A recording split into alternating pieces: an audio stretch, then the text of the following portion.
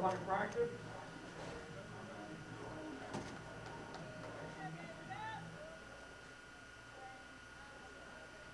Once again, we're welcoming you to the championship match today. Again, pitting the Arkansas State Red Wolves versus the Vanderbilt Commodores. Let's give these ladies a big round of applause, William Bowl, for a championship today.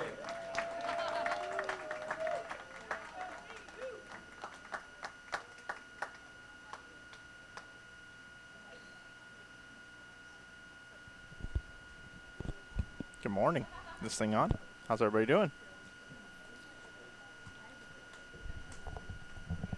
Championship match coming up here. Give us a like down below. We sure would appreciate that. I'm getting ready to bring in today's broadcast.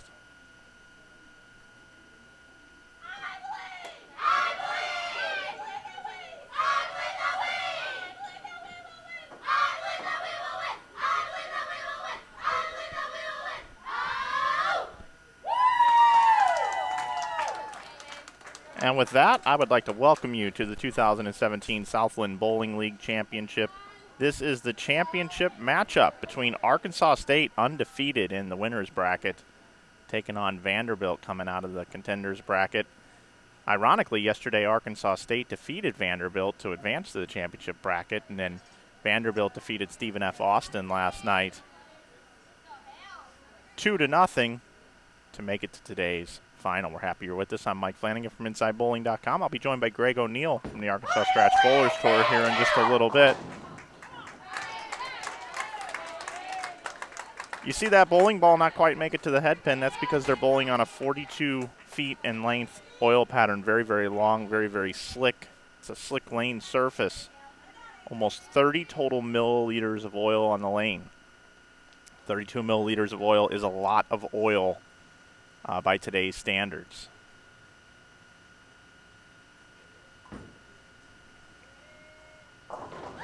Arkansas State gets on the board. Lane ratio for the pattern is 2-1. We have a change for Vanderbilt today. We saw Kristen Kwa bowl anchor yesterday. She's bowling leadoff today. John Williamson, coach for Vanderbilt, told me that they liked her in the leadoff spot better today. Arkansas State is coached by Justin Kostick and assistant coach Tanner Seal. Arkansas State, the host of this event, the Red Wolves, here in Jonesboro, Arkansas. This is their home bowling center, the Hijinx Entertainment Center. Brooke Wood, J.D. Scott Jones, Jordan Kaza, Kayla Emmendorfer, Nicole McCallion, Haley Richard, Shania O'Neill, Julia Hurin, Samantha Wallace, Jordan Richard make up the Red Wolves. And Vanderbilt University, the Commodores, coached by head coach John Williamson and assistant coach Josie Ernest. Josie Ernest, a Vanderbilt alum and a PWBA champion. And Vanderbilt's roster consists of Brianna Layan, Ariana Perez, Katie Stark, Giselle Pass, Emily Rigney, Kendall Dellinger, Maria Bolanova, Adele Warner, Kristen Kwa, Nicole Powell, and Jordan Newham. Today's format, the ladies are going to bowl one traditional team game, and that's what you're seeing right now. It'll be the best of 3 over the 3 formats I'm going over. So that's format 1. Format 2 is they're going to move to another pair of lanes, and they're going to bowl 5 Baker games. Total pinfall for the 5 games. Keep in mind, total pinfall will determine the second part of this match. And if they're split 1-1 after that, we'll have the third and determining format, which is more Baker, but it's head-to-head matches, best 4 out of 7. So that's what we'll have for you here today. We're in the Central Time Zone just after 9 a.m. here on this beautiful Sunday. And joining me now here in the booth is Greg O'Neill. Greg, how are you? I'm good, Mike. Thank you. Glad to be here this morning. Calm weather. We had storms the night before, but we're calm this morning, and the girls look to be ready, fired up, and I'm going to predict we will go to the tiebreaker today. Okay. There you go. I'm going to go That's, right out on the limb early. That's Greg's prediction. Glad to be here with you, Mike. Thanks for having me in the booth all weekend. It's been an absolute pleasure. Yeah, we brought you coverage on Friday, Saturday, and now Sunday. We have the one match for you, the best match, the championship match. This is the second weekend of covering women's NCAA collegiate bowling. This is a women's only event, NCAA. Southland Bowling League Championship. I'd like to thank Chris Mykowski, Stephanie McDonald, Travis Day, and the rest of the team from the Southland Bowling League for having us here. Mike, that crew does a great job in running this event, and for people that have never been to one, it's kind of like going into a professional event. It's very professionally run, and they do a great job with this event. It's top-notch all the way, very, very timely. We were scheduled to start bowling at 9 o'clock today, and I think that's when the lights come on for scoring, sir. Certainly did. Certainly did. And I don't know if you mentioned, Mike, the unique practice session that they have for the girls, for the collegiate bowlers. They have open practice across all the pair lanes from 1921 through 32. And then they do not allow them to practice on 25 or 26 at that time. And that's the pair they're currently on. But after 15 minutes of practice, open practice, as they call it, where the girls can bowl on any lane, then they bring them to the starting pair for 10 minutes of practice, 5 on one lane and 5 on the other lane. And it's a very unique format. I want to welcome in everybody into the chat. I want to say hello to Lang and Flamin' Hawk and Matthew Nantas and Alan Peterson, Daniel Snyder. Welcome into the chat, everybody. We do have an interactive chat here on YouTube, and we certainly would like for you to subscribe to our YouTube channel. If you're not subscribed yet, make sure you do it, or you'll get notifications letting you know when we're live the next time. Help support bowling, help support these ladies and all the other great events we do by subscribing to our YouTube channel. Now here's Kristen Qua up in the second frame for Vanderbilt. She has the only open thus far from both teams. 9-pin. She's from Singapore, and she's one of the more enjoyable bowlers I've enjoyed watching the last couple of weekends. She really keeps the ball in play, doesn't do too much with it, kind of more of your traditional stroker type player. But she did struggle a little bit down the stretch yesterday, and that's why she's been moved to the leadoff position, and thus far making a couple of shots not characteristic of Kristen. So it'll be interesting to see as we move along if she can find her groove and contribute in a big way like she normally does for Vanderbilt. Yeah, and what other coaching changes will we see today that we didn't see a lot of yesterday, but now we're down to the nuts and bolts, and the championship trophy and the is online, and Eddie Richard converts 1-2-4 there. A lot of those combinations, Mike, left yesterday and Friday, and we're going to see 1-2-4s and 2 4-10s and 2 8-10s all day on this pattern. Alan, yes, it is a hard oil pattern. It is a 2-to-1 ratio, 42 foot long, and 30 mil of volume, total volume on the lane. And here's Arkansas State now. They have not struck yet. And there you go. So sometimes we're called the black cloud because we say things like, oh, they've been perfect so far, and then they don't. Oh, well, right there was the opposite. Yep. No strikes yet. Here comes a strike. So that's a white cloud, I believe is what they call that. Well, I'm sure Nicole appreciates the cloud, whatever color it is, as long as you're helping her strike. Well, we just about said that Vandy field frames all day yesterday, and the girl Misses one, and another strike by Brooke Wood. Brooks, the lone senior in the starting five for Arkansas State. Mike? And I know this is Katie Stark up on lane 25. Katie, the southpaw, and has a lot of energy. Great shot, Mike. That was a great shot right off her hand. Lefties are, as usual, playing a little further to the left than the girls on the right more are. Up the lane. More up the lane, a more up the lane. little more direct, yes, sir. The righties are in somewhere 12 to 18 in there. You just cannot send it right and get it to recover. You just don't have much room for error. Another good shot. Yep, back-to-back lefties in the lineup here. Yep. And actually, you know what? That might be Katie Stark, actually.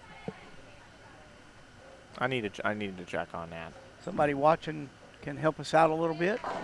Alan, we appreciate you both jumping lefties there. Yeah, back-to-back lefties. As I mentioned yesterday, I sure wish I was out covering the collegiate bowling and that was my full-time job. I'd know every name and every young lady out there. Sure you would. Yeah, you would get.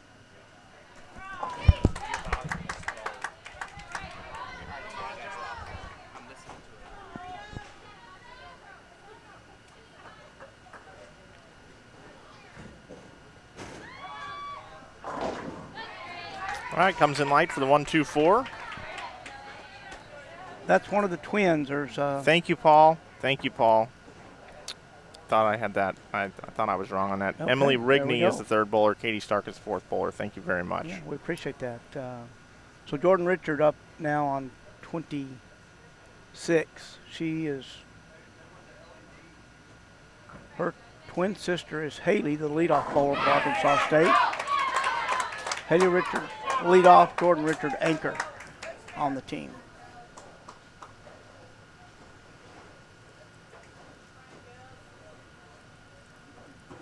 I believe, not 100% correct, but feel pretty comfortable. I'll give it 90% that Jordan is 6-time MVP of tournaments this year.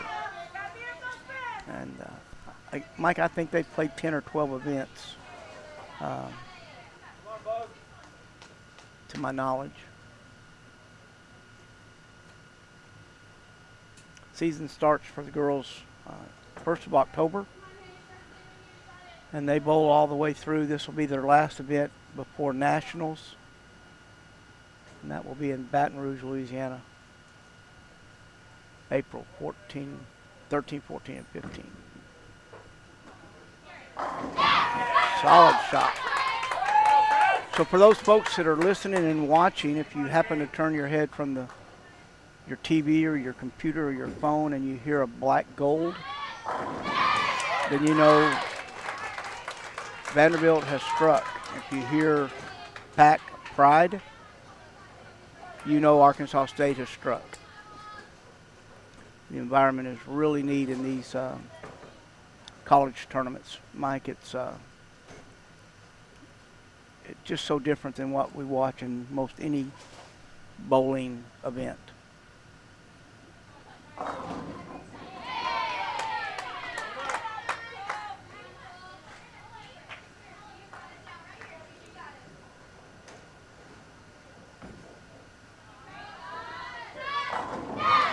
Arkansas State with a good-looking shot there. Right up around 11 or so is what it looked like to me. Yeah, Nicole's up 11, so that gives them back-to-back strikes for her and back-to-back strikes for 1 and 2 players for Arkansas State. And Brooke Wood up to throw a double here, and a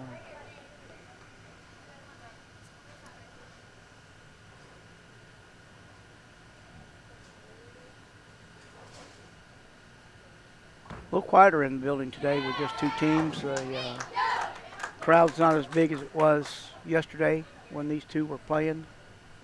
We had a pretty full house at that time yesterday.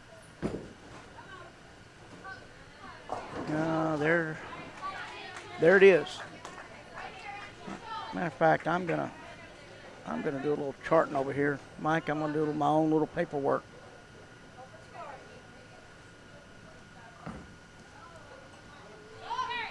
We'll see how many times that 210 or combinations left today. Folks a little right of target, and that's what's going to happen most of the time. The ball's just not going to recover enough to get back to the pocket. Very flat, a lot of volume on a slick surface normally. And then you tack on probably as, oh, she picked it up. Brooke Woods showing you how it's done right there with the 210 combination. I would speculate, Mike, that the tournament's... I got that highlight up. Let's look at it one more time. Great shot by Brooke. 210. Can't draw it up any better than that. And that's, like I say, that's where they draw it up on the board. There is the scoreboard. Yeah, a lot of volume, Mike, on this lane surface. Probably more than the girls have ever bowled on.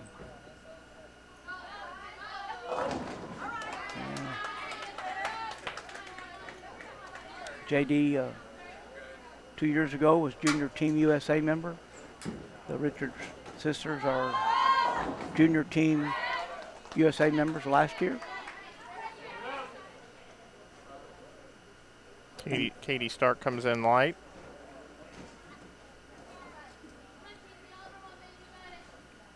Leaves a modified, what you would call a bucket combination. You just take the 9 pin and move it over to the 10 pin position.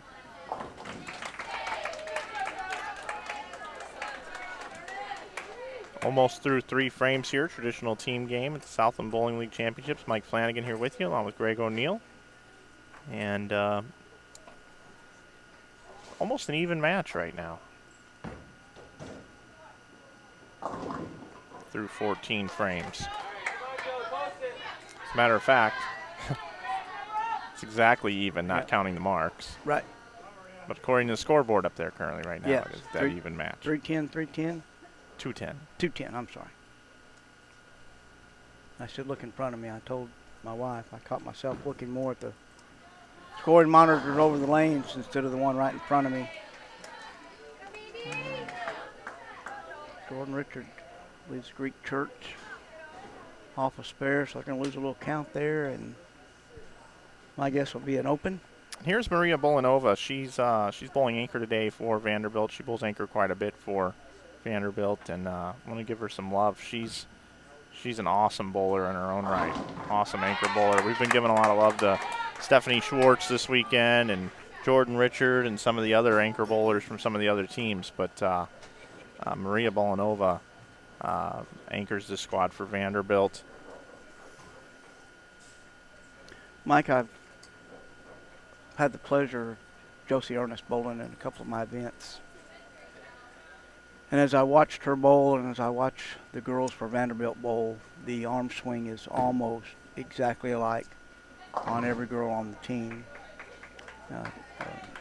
Compliment to the job she's done with these girls. And the follow-through for Vanderbilt is like no other. Just every shot you watch these girls they're balanced, they're calm at the line, but that arm swing really gets pulled up through there. And if you've ever watched Joni Ernest bowl, it looks the same way. Bolanova's just a freshman. Wow. From Moscow, Russia. Wow. So through 3 frames, 230 to 222. As Kristen Kwa gets Vanderbilt started in the 4th frame on the left lane. We're glad you're with us this morning. Mike Flanagan and Greg O'Neill here with you.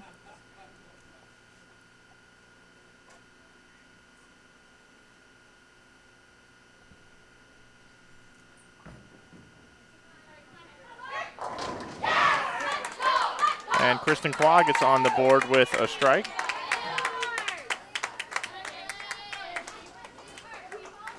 That feels good with the double up there. It's on the board for the 4th frame, but on the board for her for the second time in a row on the double, and nice recovery after a couple of errant shots to start the match.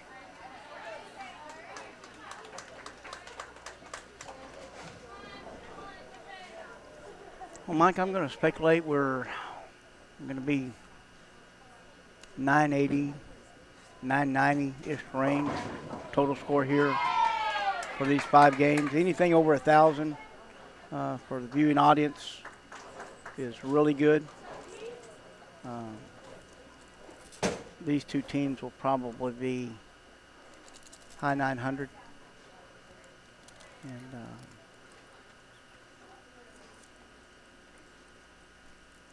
I think today, as we left yesterday, this was set up to be a great championship finals. These two teams compete against each other on a regular basis at tournaments. While we wait for the respot of the pin here, Greg, if you don't mind, since your daughter goes to Arkansas State, could you run down the lineup for me? I could. Your leadoff bowler. That's Haley Richard. Again, she transferred her and her sister Jordan, the anchor bowler. They transferred from Central Missouri. This is their second year with the team. And their second bowler is Nicole Milliken, and I'm probably going to pronounce that name wrong. Nicole Milliken. And then the third bowler is the lone senior of the starting 5. There's 2 seniors on the team. The third bowler is Brooke Wood. The fourth bowler is J.D. Scott Jones. She was junior team USA 2 years ago. And then the anchor is Jordan Richards. Again, Haley and her are twins. Thank you very much, Greg, for that. Yes, sir. Yes, sir. Third frame here, Emily Rigney up for Vanderbilt. Yeah, solid strike. Very solid. I wish I could do the same for Vanderbilt's lineup, Mike. And I got it right here, and Emily is a freshman as well. So, wow. So third bowler and anchor bowler, both freshmen. Katie Stark, the junior. Kristen Qua is just a sophomore. And Giselle Poss, the only senior in the starting lineup, bowling in the 2-hole. So they'll be competitive again next year. Arkansas State will have a lot of juniors next year. And then another strike for Vandy. 2 back-to-back good shots there, Mike. Vanderbilt going right down the line here. Filling frames and trying to take a lead here in the 4th frame. Yeah, another big split for Arkansas State. So here is the freshman from Russia, Maria Bolanova.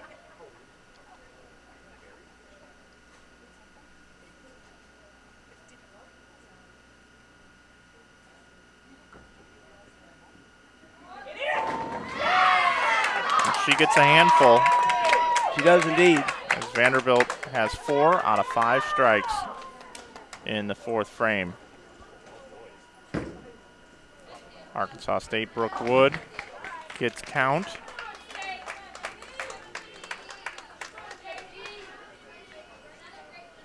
Well, this is a little bit different format. I know somebody asked earlier, and you'd kind of posted how it was. It's a double elimination bracket. Arkansas State beat Vandy in the finals of the winners bracket. And then Vanderbilt, late yesterday afternoon, I think we started about 4:30. They defeated Stephen F. Austin to get the championship match. So all of a sudden, the double elimination part goes away. Yes, sir. So if Vandy wins this match, they win the tournament, and same for Arkansas State. So again, we've been double elimination all weekend, and we get to Sunday the finals, and we're done here at this one match. So J.D. Scott Jones gets a strike up on the board for Arkansas State.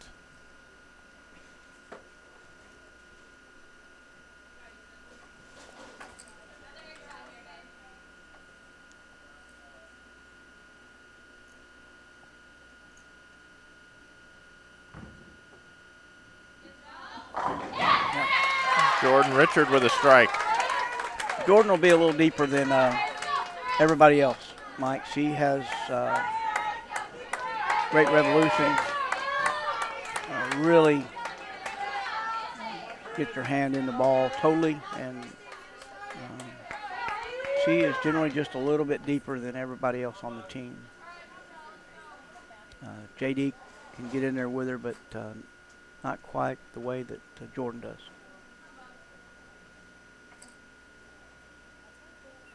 Hey, if you're in the chat room with us, hit the like button, give us a thumbs up. InsideBowling.com, streaming events, kind of all over the country. Mike does this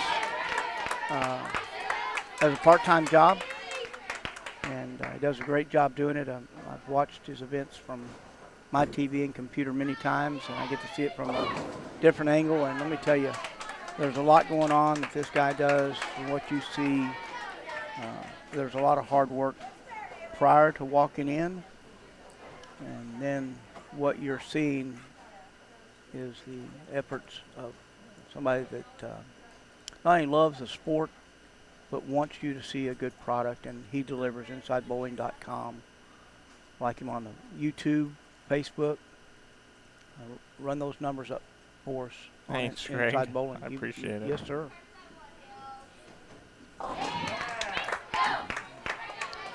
Vandy filling frames.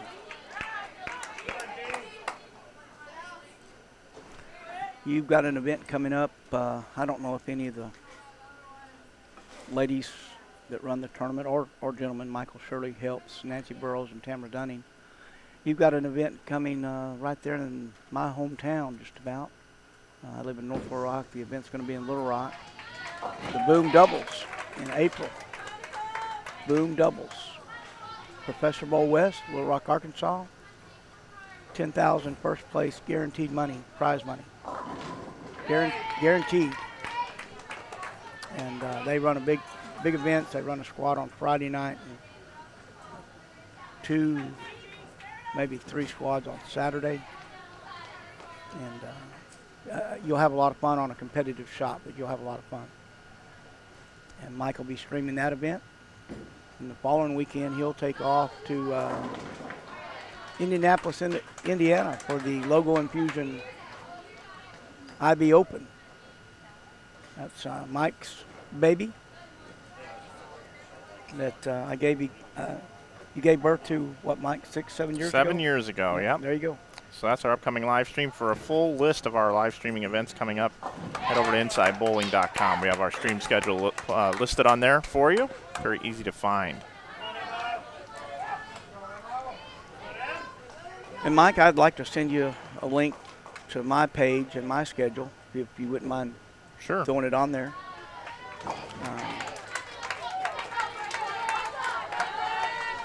For those scratch bowlers out that like one-day tournaments, Arkansas Scratch Bowlers Tour, we're website's www.asbtbowl.net.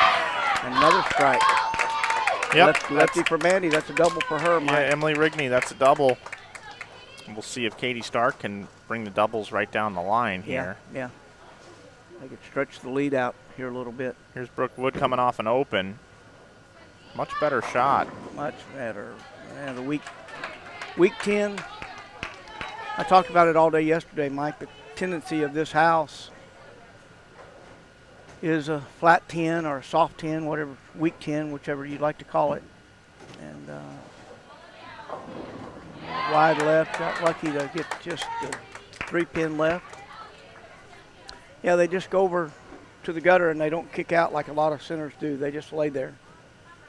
And it's notorious, even on their house condition, Mike, which from the friends I have up here at Bowl League, it's not the friendliest house shot in the world, but this surface and lack of carry makes that part of the problem. All right, Brooke covers the 10-pin there.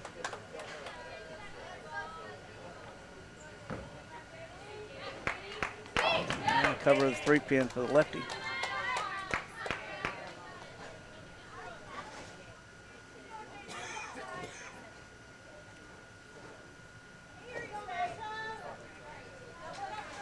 Well, we've got to 9:30 and the crowd has doubled. They bring bleachers in for these events, and most people have to stand on the bleachers. If you sit down at one of the tables or in a chair, you do not see, oh my, slid the 5-pin over to where the 6-pin almost should be. Can you replay that one, Mike? No. No, sorry about that. Just missed it. Just missed it. We can see the lead there. I might be able to get it. Hold on, let's see. You know you're getting comfortable in the booth when you're calling for replays. Yes, sir. All right, let's see if I got this here. Let's see what I can do. It's going to rewind back a little bit here. Unfortunately, it's about a 30-second clip. Here it is again. It's the best I could do. JD's actually up alive right now, and she just covered the spare. Yeah. All right, here's the replay. There you go. That's interesting. You don't see that very often. No, you don't. So she kind of played it like it was 3-6-10 and covered it very well. Well, no more doubles for Vandy there. They both are going to make spares. And again, it's about filling frames, folks, on this pattern, this condition. Just a premium on shooting spares.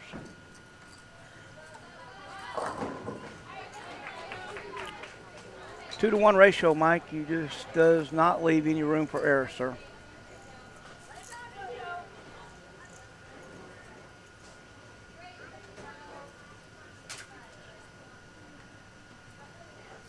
Mike, the one thing I'd like to say, having the opportunity to sit here with you in the booth, I've had the opportunity to talk to a few coaches and interact with them, and what an honor and pleasure it is for myself to do that as Jordan covers the 6, 9, 10. And so I want to thank you for inviting me in to your world and let me experience it a little bit. And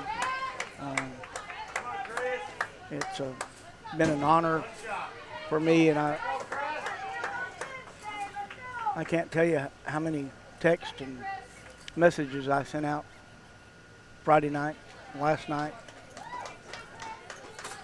telling everybody to watch the stream. Yes, sir. Been happy to have you here this weekend. It's been nice to have you in the booth. We're halfway through this match number one, 425 to 393. And Vanderbilt and Arkansas State have all marks in the 5th frame. Oh, my. Solid 8 for Oh, my goodness. Kristen Qua. Let's look at that one more time. Shot. Well, you can't throw it any better than that. Nope, that's perfect. That's as good as you can throw a bowling ball. Yeah. And as usual, I don't think it would have mattered where Haley's ball would have hit. She would have struck. Somebody on the other team gets the worst break in bowling, and generally the next person up gets all breaks. I mean, Haley threw a good ball, so I'm not saying she didn't. It's just normally that next ball up is a strike for whoever. And she makes that spare with ease.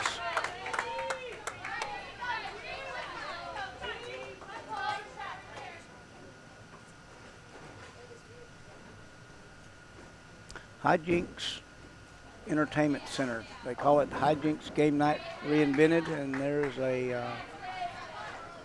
washout with a 10-pin for Nicole. And a 5-pin. No, 8-pin. Excuse me. Sorry, Mike. Solid strike. Very solid. Great pitch.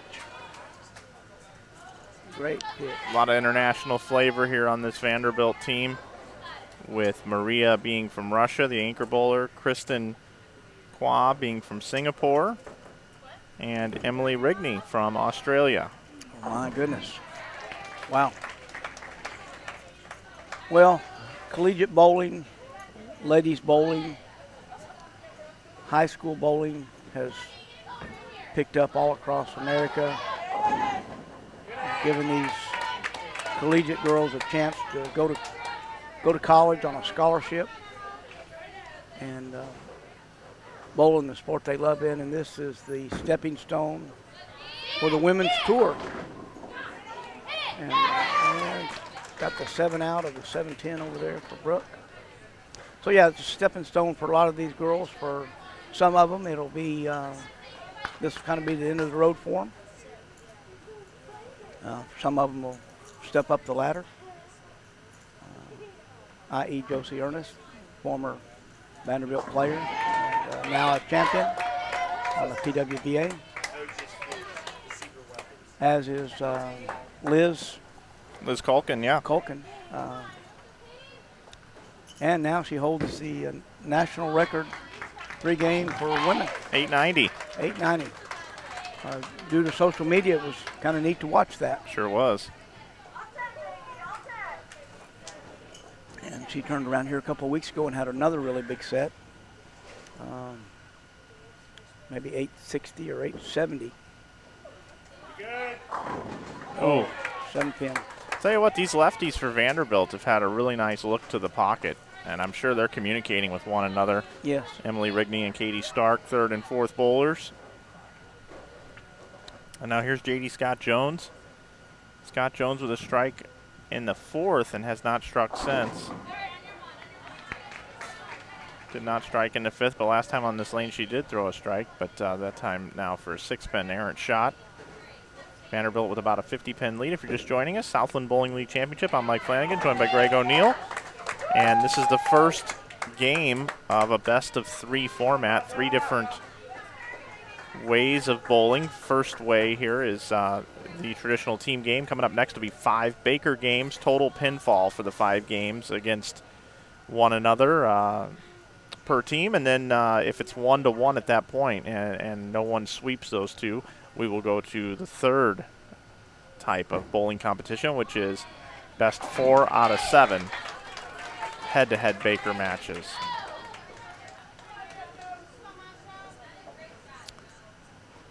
And it usually is pretty intense at that point in time, Mike. I mean, it is now, but not to the degree it gets to when they go to that format. Another solid shot. Bolanova now, she likes this left lane, has not struck on the right lane yet. Now here's Jordan Richard. Yeah, and she's off to a real slow start this morning. Yeah, she struck last time on this lane and strikes again. She likes that lane. Yes, sir. I would say she's got the highest rev rate out of anyone that entered this tournament. I agree. She's awesome. She throws the ball really, really well.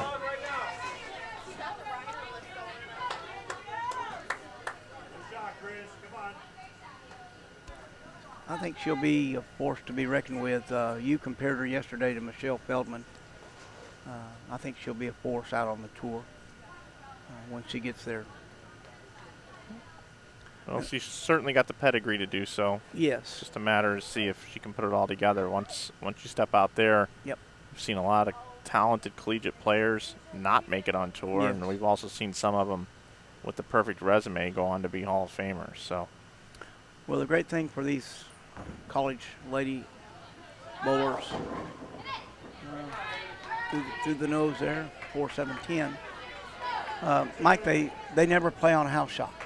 All their tournaments are on generally around a 3-4-1 ratio or less.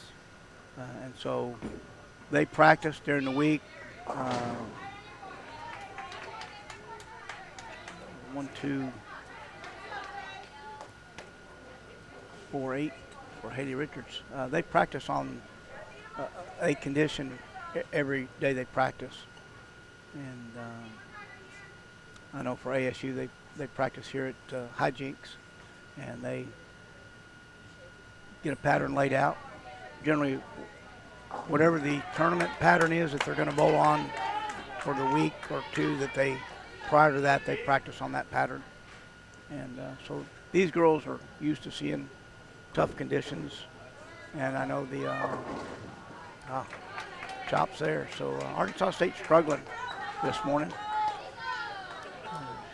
Nobody can get in the groove or get loose. We saw Vanderbilt have this problem yesterday on a pair that the Baker match will be on next, and that's lanes 27 and 28, where solid shot and a double by Vanderbilt. The black gold champ, black gold.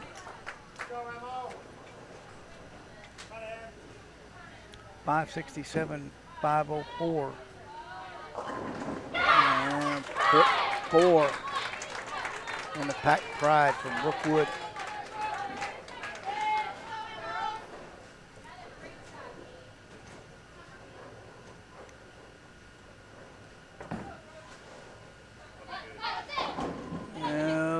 Whoa. A little high for a lefty there. Mike leaves the 4-10, got the 7 out, and wobbled the 10 pin. Mike, when my daughter come up here, another solid shot. Yeah, Brookwood gets on the board there with a strike. Yeah, that was Nicole a minute ago. That's a double for Brooke.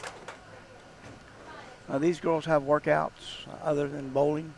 They have a strength and conditioning coach, just like the football team or the basketball team, Mike. They have workouts generally early in the morning. Sometimes late in the evening. They'll practice and go have dinner and then go work out. Or they'll get up early in the morning and work out before classes. So don't think they just hang out in the bowling center and bowl all day. J.D. Scott Jones. Another light. And another bucket. J.D. has kind of been high, so I'm assuming she made a little move there. And leaves a bucket. As soon as you go left to right, just a little bit, it can get real tough. Katie Stark with a strike. I'm really impressed with Vanderbilt's 2 lefties in the 3 and 4 hole. Yes, both of them. And of course, the anchor bowler, Bolanova, going at a Dutch pace. It'll be interesting to see if she can get a strike on the right lane. Yeah, good spare by J.D. Sure is, going hard and straight at it like that and just being able to pinpoint that perfectly. Split them right in the middle. Yep. Scott Clifton, welcome. Enjoy the show. Thanks for logging in and joining our chat room. I'm not in the loudmouth pants today. I dressed calmly today in a pair of black and white striped pants, mainly to stay warm. And Bolanova just cannot strike on this right lane. She's perfect on the left lane, can't strike on this lane, but the good news is they're going to finish on the left lane. Yes. Interesting side note. Yes.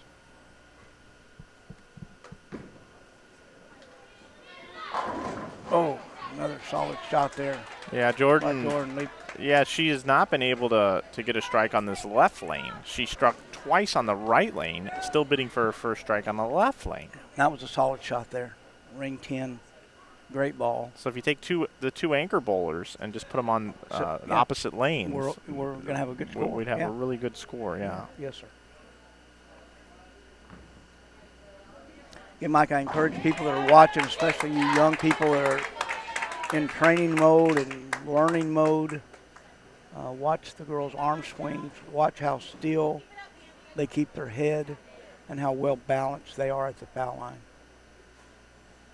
You watch any of your top-notch bowlers, and they're very calm at the foul line.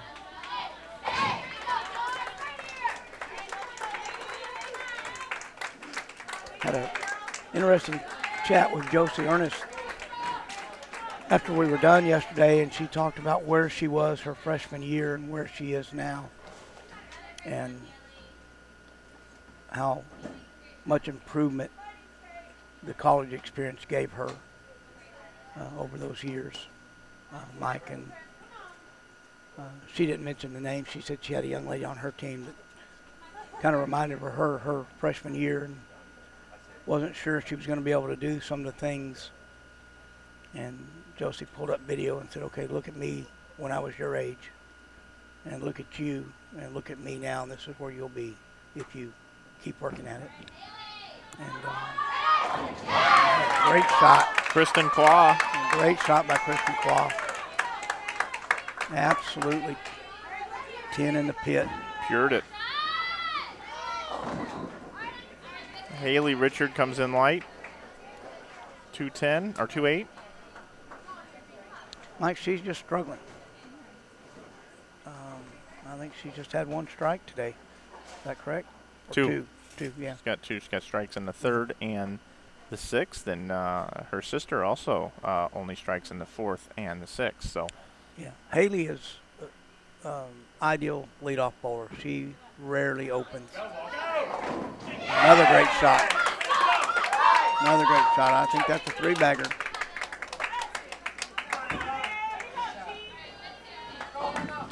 Covers the 2-8.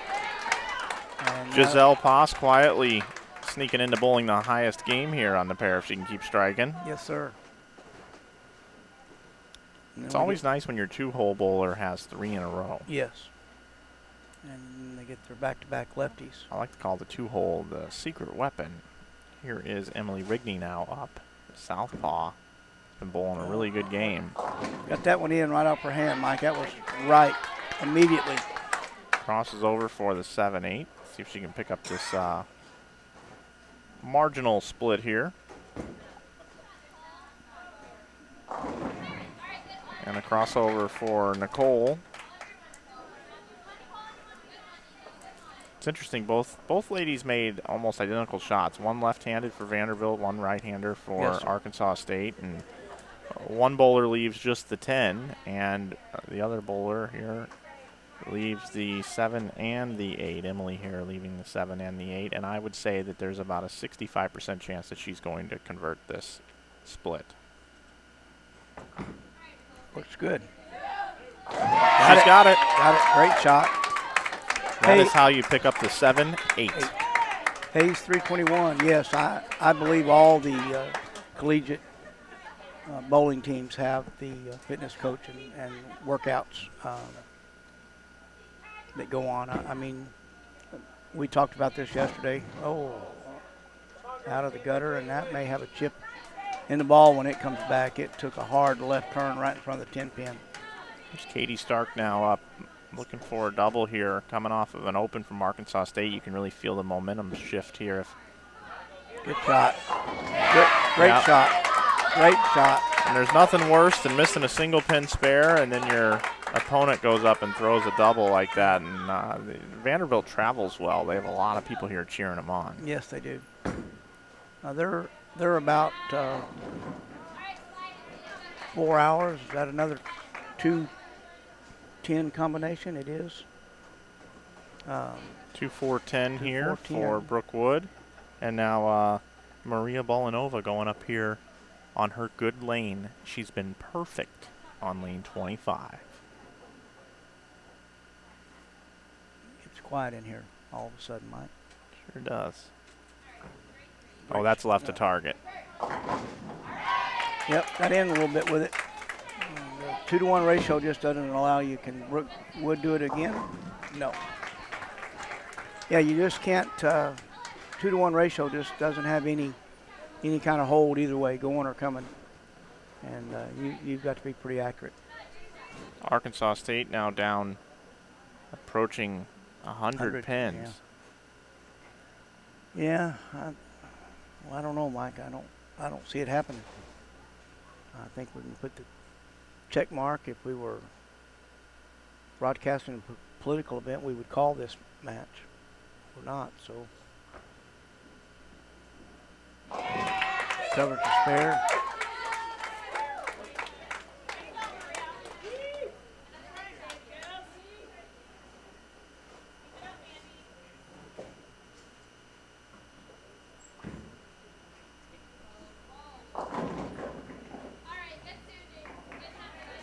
Well, they just kept following for JD there. She ended up leaving a 7-pin. Mike, Vanderbilt's going to have strike, 3-bagger, spare, double, spare going into the 9th frame, and they can really slam the door with a couple of strikes in the 9th frame. Arkansas State just does not have the look they did yesterday afternoon in the match against Vanderbilt.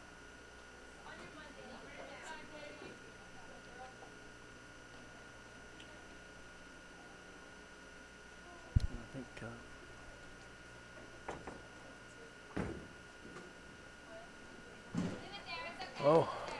missed the 7-pin.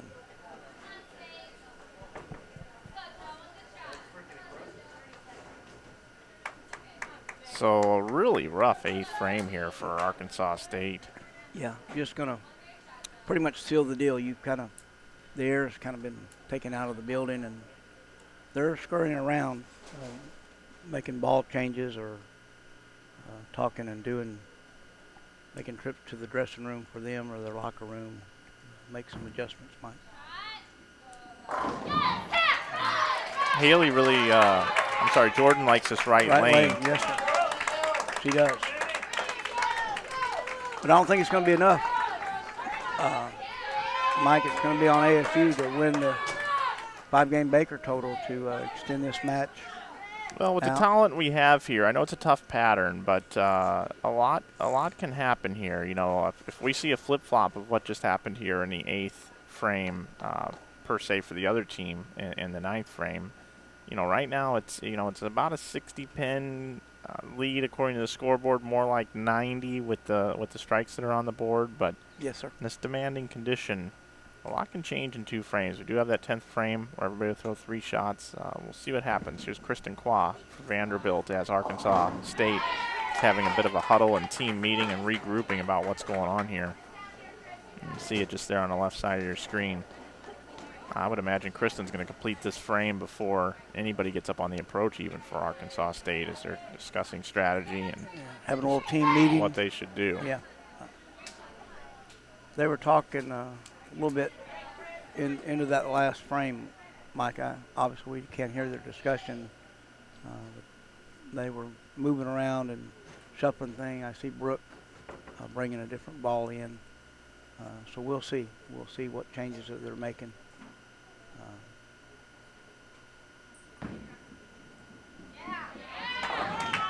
And Kristen with the spare. So still filling frames there for Vanderbilt, which, as you said, you know, would definitely be enough. So let's just see how this thing shakes out. I wouldn't mind seeing Arkansas State go up here and just throw a star frame here, all strikes in the 9th, and make things a little bit interesting. Well, they're certainly capable, no doubt. They showed that yesterday.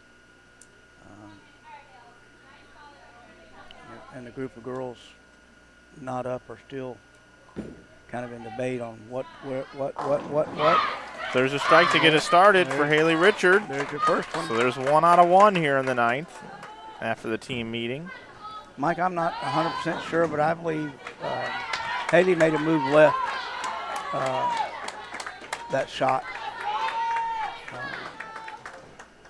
And, well, there's a washout with 8-pin for Vanderbilt. So exactly what you said, Mike, is already starting to happen.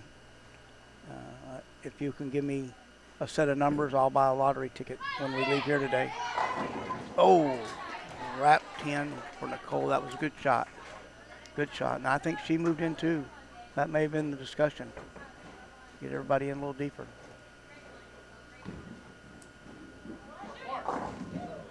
And an open. Good shot at it. Took the 3 out. So Nicole missed 10-pin last frame. Mike, be interesting to see what the psyche is and how she, what she does with this one.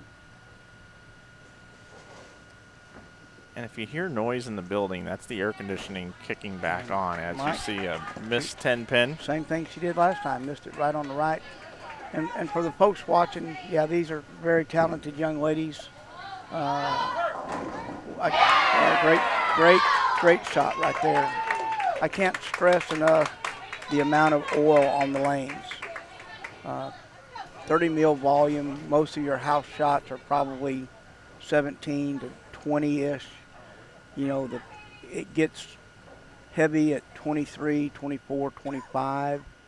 27's a lot. 30 is just an absolute flood. So it just makes playing that 10-pin that much more difficult, and especially when you're in a pressure-packed situation. And well, we're starting to see now for Arkansas State, you guys will not be able to see it over to your left. The warm-up pair is turned on. And how about a strike for Katie Stark? Yeah, is that a three-bagger? Yeah, that's a three-bagger for her. So yeah, and going into this Baker right now, Vanderbilt's just keeping the ball more in play right now. They're leaving less splits. Yes. They're using a little bit more aggressive bowling balls from what I've seen. And their game plan right now is really good, and Arkansas State has 2 girls warming up over on the practice pair right now. Yeah, that's freshman Julia Hearn over there, and that's the other senior, Samantha Wallace, warming up on the practice pair. It's off to our left. So what happens, Mike, I don't know if it's different. I don't think it is. From what I understand, if you're not in the match, you get 8 balls of practice. You can throw 2 now, 2 later. There's a sheet down there that they have to mark. So the NCAA looks at that. The Southland Conference tournament director will look at that and make sure they don't bowl more than 8 balls. And like I said, it can be 2 now, and they can go back over. And after the one Baker game, they may come down and throw 2 or 3 more. So 8 total for the day, and you can sub in and out at any point in time. Even spare for the anchor bowler for Vanderbilt. And Jordan's up. And a solid 7. So Mike, the left lane, you called it. She just cannot strike over. That's 2 good balls, though. Solid 10 and a solid 7 for her on that lane. So yeah, they can. If at this point in time, if Coach Kostick wanted to bring a girl in to shoot this spare, he could.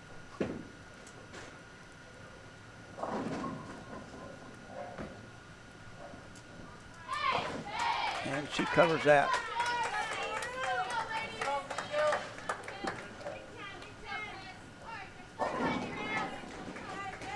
So we're going in 10th frame, and Vanderbilt's going to be out in front. Is that 100, Mike? Is that 830 to 720? 724 to 825, heading into the 10th frame. 100, it's possible, but not probable. Not today. Don't forget, we will have Baker games coming up for you next in part 2, round 2 of this championship match. Glad you're with us. Mike and Greg here with you. Well, if it can happen, Vanderbilt's going to have to do what they just did several times, and Arkansas State leaves a split also, 3-10, 4-7-10 on the left lane.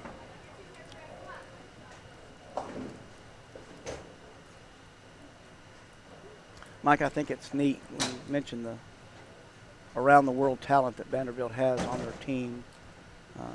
It just goes to show you how popular the sport of bowling is. And, you know, the bowling world is losing centers right and left for financial reasons, this, that, and the other. And, man, it is just absolutely wonderful to come in. I know, Mike, you worked an event last week in Smyrna, Tennessee that had 35 collegiate teams. Normally the collegiate team will have, they have to have 5 on a team. Most teams will carry 10 girls. 5 can play at any time. And so 10 is usually pretty much the max roster, and trip out the bucket, leave the 2-pin. So yeah, 10 is usually the max, Mike, for when they travel. They generally on a big bus. I know tournaments in New York, the girls fly up there. I think they flew to Orlando, Florida for an event. Events in Nebraska, down in Arlington, Houston, they bus down 2 days before generally. So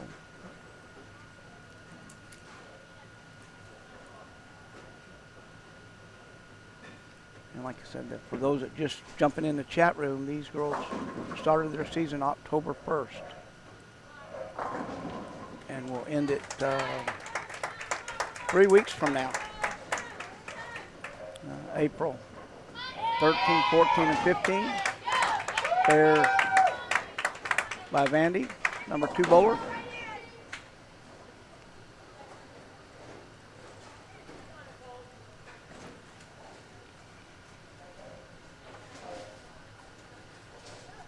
Arkansas State running out of time and not striking enough, Mike.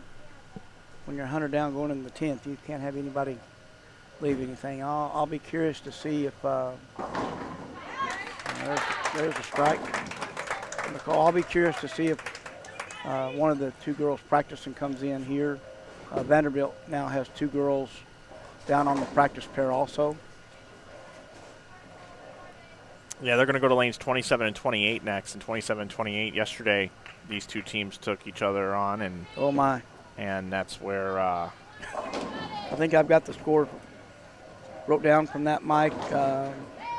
They were in the Baker format on that pair yesterday, and Vanderbilt has 152, 171, 140, 160, and I think their last game was 175. Arkansas State had 224, 142, 191, 171, 212. So the 142 and the 171 was on the right lane, or lane 28, as Vanderbilt's 152, 140, 170 was on the right lane yesterday. Lane 28 was as brutal of a condition as I've watched in several years.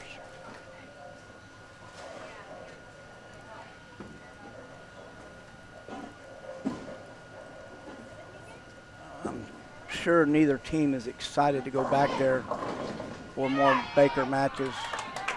I'm not sure who will draw the right lane. I would guess it would be Vanderbilt, just because they're the 3 seed of this tournament. Arkansas State's the 1 seed. Arkansas State won this event last year, and they're hoping for a repeat, and they've got their backs up against the wall. And they're going to be down 1-0.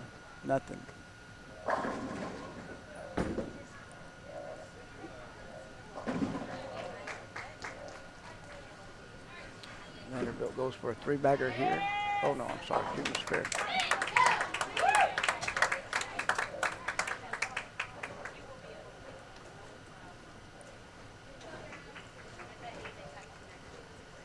Well, my guess is if the girls are going to make changes to get ready for 27-28, now that this match is in hand, I would say you're making all your moves and all your ball changes. And JD continues to struggle. I think she went deeper that time.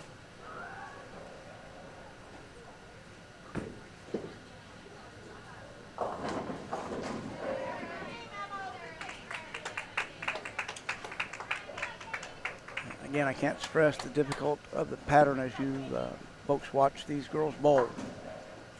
Yeah, the oil pattern is extremely difficult, as you can see from the scoring pace. 168, 188, 201 for Vanderbilt thus far.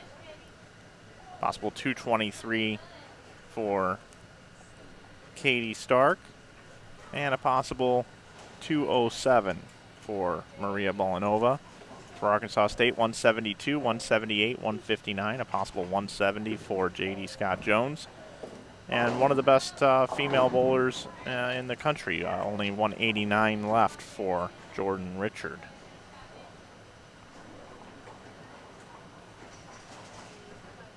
And that's probably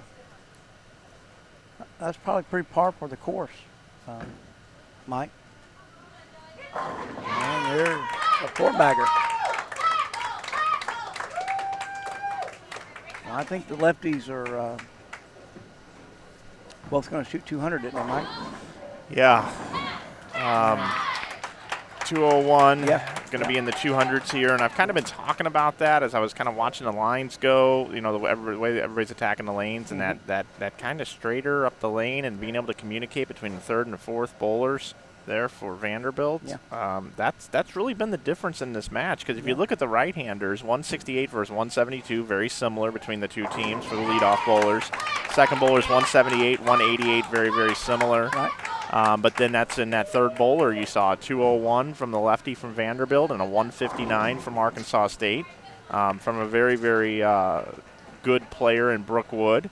A lot of experience there. And then in the four hole here, you know, bowling the highest game on the pair is going to be Katie Stark. She happens to be left-handed, and she's bowling no slouch. I mean, J.D. Scott Jones is an excellent bowler, Yes, a solid four-hole bowler for Arkansas State.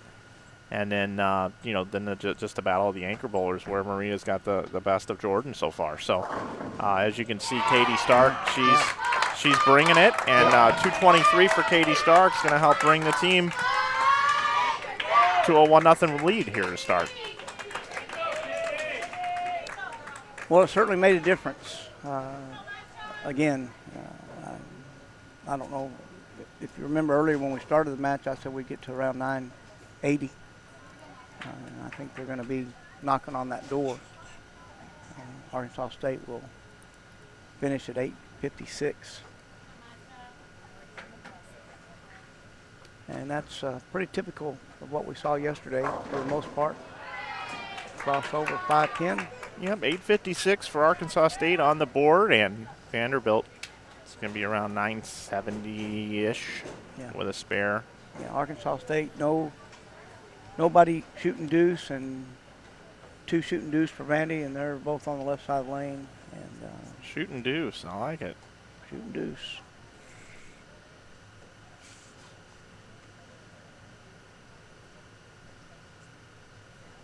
Well, besides the air conditioning unit running behind us, there's crowd noise is very quiet as the A-State fans are kind of sitting on their hands. And Vanderbilt very gracious in their win, as they should be. Great group of folks. Mike, it's been a pleasure talking to a lot of the parents and interacting with them. Great girls, very polite, and just a great atmosphere, top to bottom. Okay, so here we go, filling it up. This will be the last shot here for the first portion of today's championship. Vanderbilt's going to go up 1-0 in the championship thus far. When we come back here in just a minute, we will have the Baker competition, part 2 of our championship round here from the Southland Bowling League Championship. We'll be right back on Inside Bowling.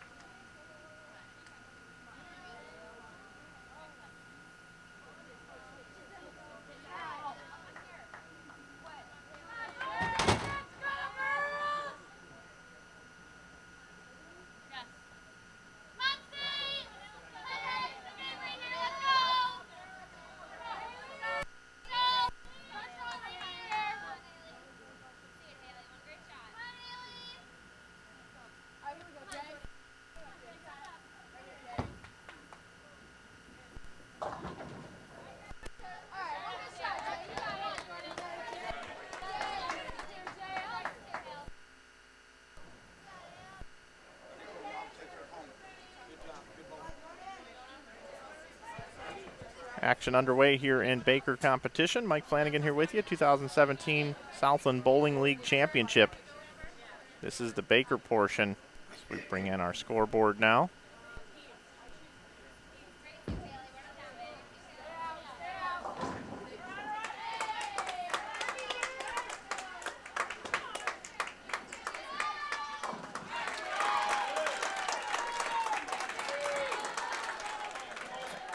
Now you hear a bit of a rally here for Arkansas State.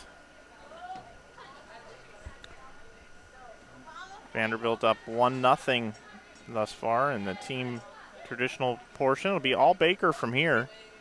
If Vanderbilt were to defeat Arkansas State here in this Baker portion, they would be your 2017 Southland Bowling League champions. Arkansas State, the defending champions, looking to do something about that and tie it up 1-1. If they do tie it up here, we will see 7 games of head-to-head Baker competition. The first team to win 4 will win the 2017 Southland Bowling League Championship, but Vanderbilt's trying to close them out 2-0 and get out of here a little bit early here today. Mike Flanagan, Greg O'Neill here with you. We switch over to lanes 27 and 28 onto a fresh condition. Mike, I believe they made a lineup change. Yes, they have. That may have paid off. You know, this was a lane that gave Vanderbilt fits yesterday. We talked about it earlier. 27 and 28 was not kind to neither team, but it really, really gave Vanderbilt fits. And yeah, it looks like they've gone. They got Emily Rigney bowling second, and the other lefties, I believe, bowling fourth. Yeah, bowling fourth. So they did move her up. Baker, for those unfamiliar with this format, you bowl 2 frames, and Mike, that's a double on that lane. They did not have one yesterday on that lane. Baker format, you bowl 2 frames in a game. The first bowler bowls frames 1 and 6. The number 2 bowler 2 and 7, so forth and so on. 3, 8, 4, 9, 5, 10. And that ball's another turn, and it did for Brookwood. So far, they're clean through Yes, 3 frames. Yes, sir. Well, I'm almost afraid to predict, Mike, but I think we'll get to 1,000 today on this pair. We certainly didn't get close to that yesterday.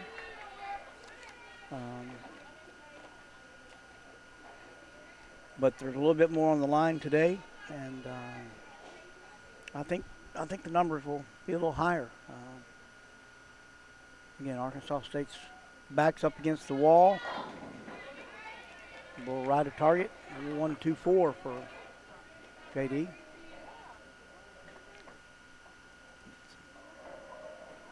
Championship match, Southland Bowling League 2017. Hijinx Entertainment Center, formerly known as Jonesboro Bowling Center. Jonesboro, Arkansas, 10:14 Central Time. And Vanderbilt Commodores, Arkansas State Lady Red Wolves. The 1 and 3 seeds. Arkansas State the 1 seed. And, both teams are ranked nationally in the top 5. I believe Arkansas State's 3, and Vanderbilt is ranked number 5 nationally in the Collegiate National 10-Pin Bowling Association rankings. And a little high, 3-6-10.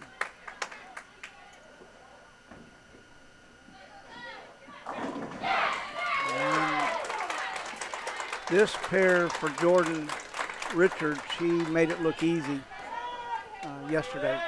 Of all the girls bowling, 10 girls on the pair, she had definitely the best look and just was on a strike fest down there, and started again today.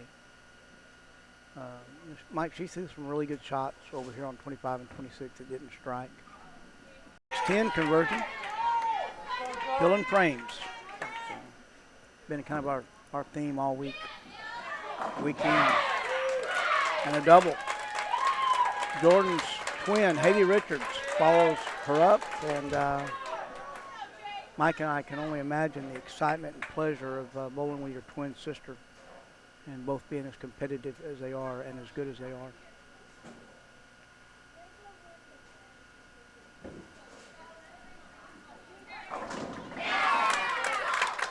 Like gold. You know that's a strike for Vanderbilt. So for everybody watching, understand that the girls are bowling on fresh, the only play that these lanes have had.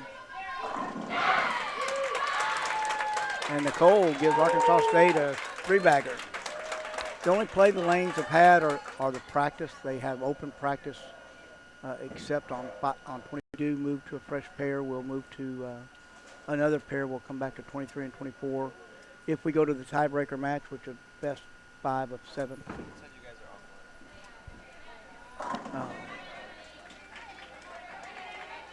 Do we lose it, Mike? Yeah, we just keep going as if we're not, though. Oh, okay, I got you. So yeah, there's been a fresh pair every time for every match. We change, and now when they moved over here, there was no practice. They had practice on their starting pair, 25, 26, 10 minutes, 5 minutes on each pair. Then they make the move and they continue bowling, and they will do the same when they come to 23 and 24 for the if game if we go there. Nice spare conversion by Brooke. And Arkansas State's got a slight lead in this game. Now, this is total for 5 games, so winning this game does not necessarily matter. You just want to win by as many as you can. There's another strike by Vanderbilt. Arkansas State's clean through 8. And I believe Vanderbilt has 1 open.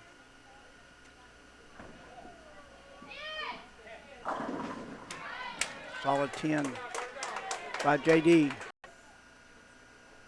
About 20 pins going into the 10th frame. We'll see what happens. JD makes the 10 pin here. And she does.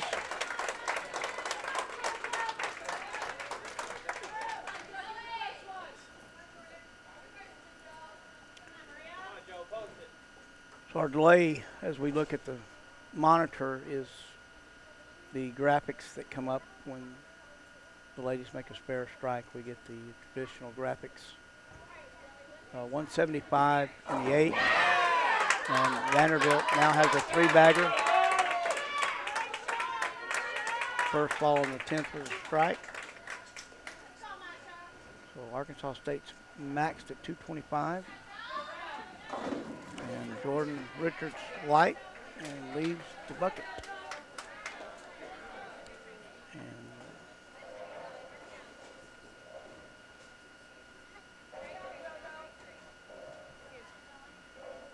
I believe Vanderbilt is maxed at 226, Mike, best I can tell. And again, folks, you can sense the quietness and the seriousness of the event happening.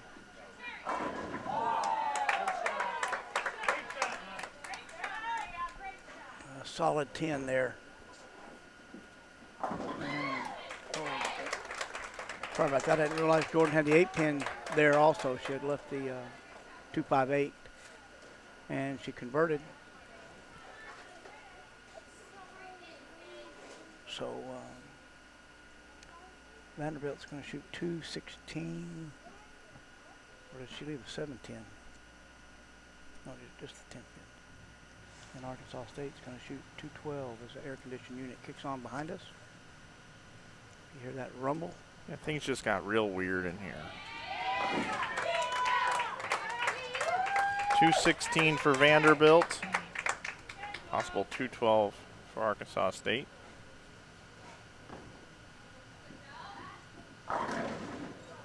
Oh, wow. Took the 710 out. So Vanderbilt +4 after game number 1 of the Baker competition. Glad you're with us watching on Inside Bowling, Southland Bowling League Championship. Mike and Greg here with you. Looks like, for those of you that are watching online, it looks like we have corrected whatever issues there were. I did a couple of things here to try to get us back up, and looks like we're back up for you. You just never know what's going to happen when you're streaming here live on the air. When your feed goes down, it's you just don't know what to do. It's total pin count, not wins and losses. That would be the next portion if it goes to 3 matches. Doing good today, Nico. Mike, the parents are throwing themselves out of a 2-story building because they can't watch their kid whiff on a 10-pin. Very nice, Robert. Thank you for that comment. All right, here we go. Game number 2 of the Baker portion, and people are dropping things now. Well, another solid 10 and a trash can down over here in front of us. Yeah, we've had about 7 or 8 trash cans fall down. For those that have never been in this bowling center, they sit right on the corner of the tables. Yeah, and if somebody gets animated with their feet too much, we just had they go down. One of the kids, one of the Vanderbilt younger brother of one of the bowlers, just kicked over a trash can right when the bowler was on the approach. Oh man, that turned into the Twilight Zone around here in the last 5 minutes. You know, normally, Mike, there's noise and there's chatter at these events, and it's pretty loud. But for these finals, it's just the opposite. It's like a regular bowling event where it's very quiet. Well, and then you got metal bleachers. Metal bleachers. Kids running around on them. Yeah, yeah. And everybody's standing on the bleachers so they can see over the girls. Yeah. I mentioned it several times yesterday that the girls stand up during the whole tournament, all day, every day. They're right up there on the approach supporting their team. So the people watching either have to have a very tall, a lot of people bring a 2 or 3 step ladder. Another good shot. Fair strike for Vanderbilt. Yeah, they'll bring a 2 or 3 step ladder. They'll have a little spot on the top of that ladder they can sit on, and Hijinx has brought in some bleachers, so most people stand up on the bleachers. Nice shot, Arkansas State. Nicole. So they're all even after 2. All even after 2. I want to give chatter of the day to Paul Wayner. Thank you, Paul, for all the insight and help with some insight to the lineups and stuff. Really appreciate it.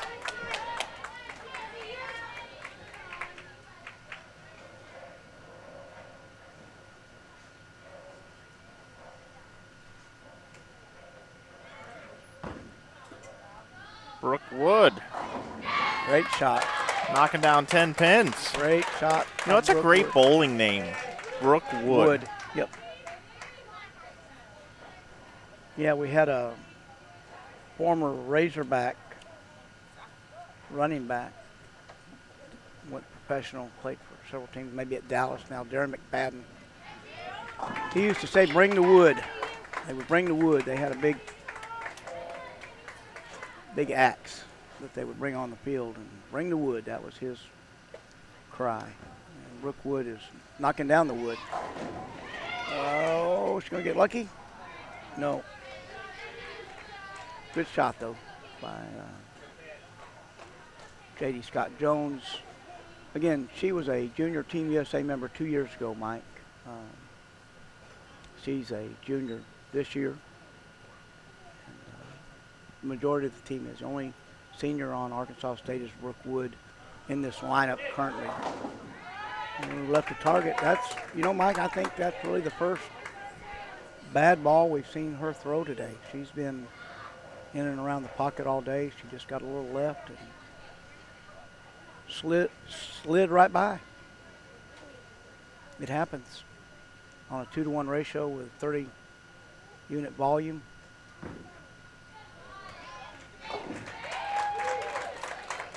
JD converts the 10 pin.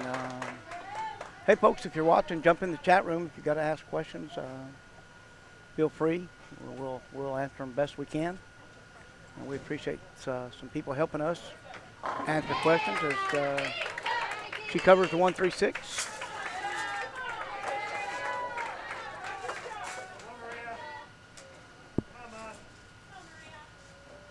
Now we got beads being hit onto the metal Yes. bleachers.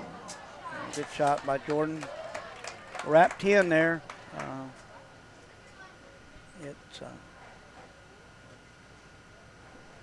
She's thrown the ball really, really well this afternoon, and has had no carry today. She had it yesterday. Great shot. Good shot there. A little bit high. Still a good shot. You take that shot every day on this condition, every frame. You'd be more than happy with that every frame.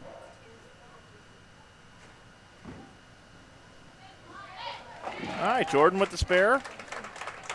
Maria Bolanova now facing the 4-pin. Vanderbilt is clean through 4 frames. And Arkansas State also clean now through 5 frames. Got a double up for Arkansas State and only 1 strike up for Vanderbilt. So it's nice to see that over here on this 27-28, which was such a tough pair yesterday, that after conditioning the lanes, having some open play on it last night and getting them ready this morning, that completely different atmosphere here with 216 to 212, and now clean both teams thus far, and now strikes coming along as well. So it's good to see this pair get whipped back into shape here, and we're seeing some of the best female NCAA women's collegiate bowlers in the country competing on this pair of lanes and seeing them shine. Yeah, the 140s and 170s were, I know they didn't have a good time, but it's not a lot of fun to watch. The struggle. And another one left the target. Mike, I'd much rather see the 216s and 212s versus the 140s and 150s that we saw yesterday on this pair. We'll ride a target too, yeah. Yeah, you can see that ball just kind of go down there and never makes the turn. It just kind of skids right past the break point. Nicole doesn't have a lot of hand on the ball, in the ball, Mike, and she just skids right by. See if she can make the spare. If not, we're going to be all even through 6 frames.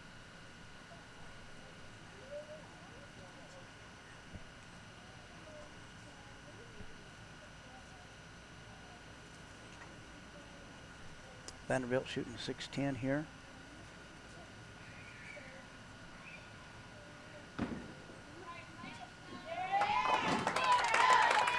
No problem there.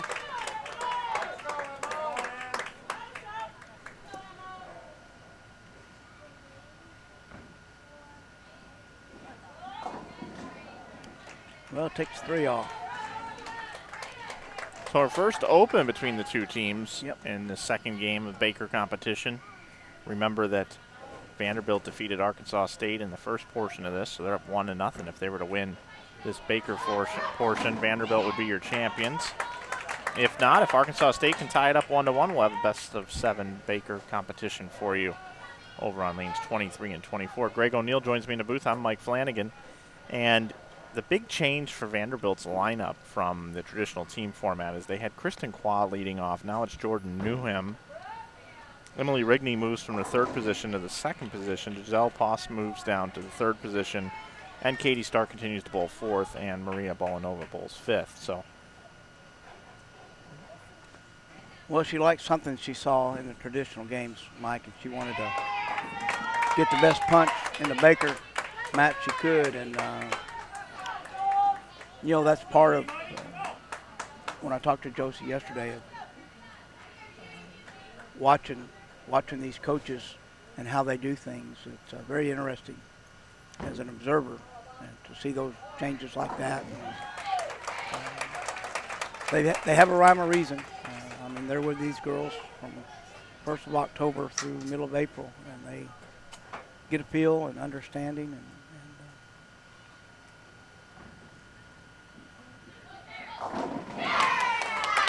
Good shot right there, Mike. yep. That's Giselle Poss. Great shot. Great shot. So Arkansas State's up 3, and And they find themselves down 4 in the match, so that'd be a 1-pin match right now. Right. J.D. Scott Jones cannot roll the 4-pin. So Vanderbilt doubles are going to take the lead in game 2 here.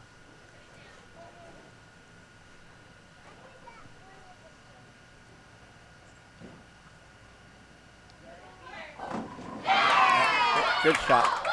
Katie Stark's been solid. Right off the corner, Mike. She's a junior from Orlando, Florida.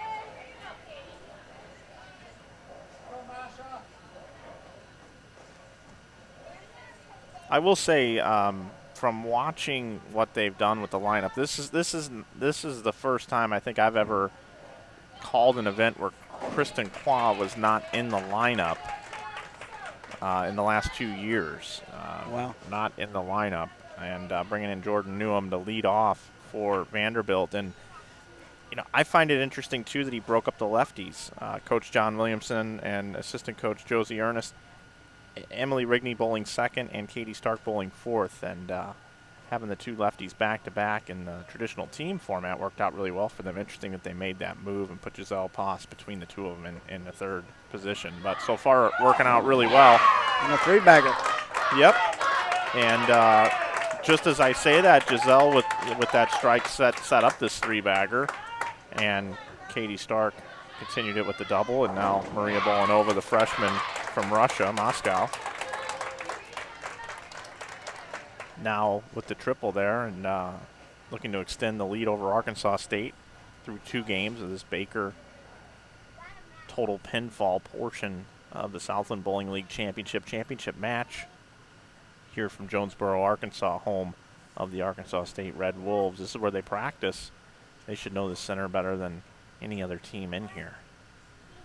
And we thought that might be an advantage yesterday on 27 and 28, Mike, where, again, both teams struggled, but Vanderbilt just struggled a little bit more. And another one. So now max score 223 for Vanderbilt, 205 for Arkansas State. And oh, by the way, well, let's get this strike first. I jinxed it. I was going to say we'd have all 200 games, but not the case here. No, that's another 2-10 combination, Mike. That's the 3rd. Yep, the 2-4-10. That I've charted today. Which is actually a lot less than what I thought we've seen. Yeah, I agree. So here we go. Fill it up, 223. It's a clean game for Vanderbilt. Vanderbilt open with 216. Crosses over, 223. And there's how you pick the 2-4-10 right there, Jordan Richard. There you go. 2-4-10 conversion. 195 for Arkansas State, so 32-pin lead for Vanderbilt through 2. 32 or 31? Was that 222 they shot or 223? 223. Okay, sorry, I got it wrong over here. Well, certainly not insurmountable, but Arkansas State's going to have to regroup, and I think no different really than yesterday, Mike. I still think 27's the best of the 2 lanes, and even though Tulane got eliminated yesterday. Best of the 2 lanes. Good call there. I like that. Mike's right on top of these things. I tell you, we got a rendition of a Whitney Houston song, and we had some Mexican music. That's right. The other day it was wide right, wide right. Also, for those of you that are wondering, the Southland Bowling League is consisted of 8 teams. Arkansas State, who we see here, facing off against Vanderbilt. Sam Houston State, the Bearcats. Stephen F. Austin Lady Jacks. Monmouth Hawks, the Tulane Green Wave, the Valparaiso Crusaders, and Louisiana Tech Lady Texters make up the Southland Bowling League. This is the championship. 3rd year for the Southland Bowling League championship. Open. Arkansas State, your defending champions.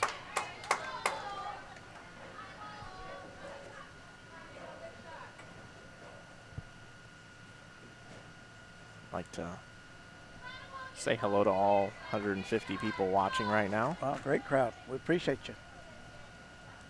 All right. The 2-5. This is definitely choppable. This is a tough spare, especially with a very flat oil pattern. Ball likes to hook a little bit more down lane if you try to hook it than you would anticipate. If you go hard and straight, which is how Vanderbilt attacks their spares, that's the perfect way to do it. That is what's called textbook.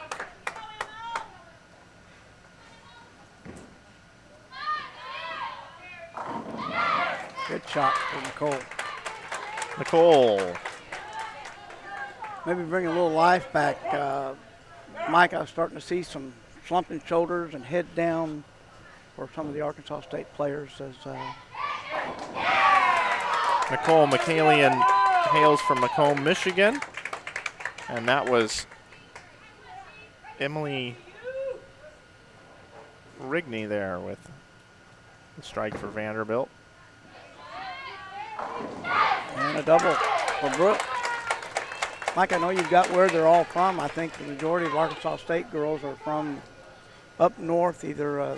Yeah, Brooke Woods Illinois. from Davison, Michigan. J.D. Scott Jones from Rhode Island and East Providence.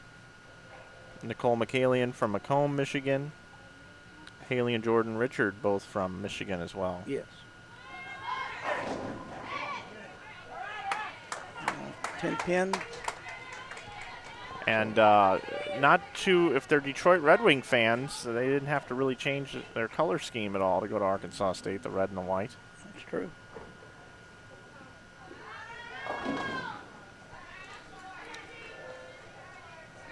Although if they're Lions or Tigers fans, They're then they're a little off there. yes, most definitely.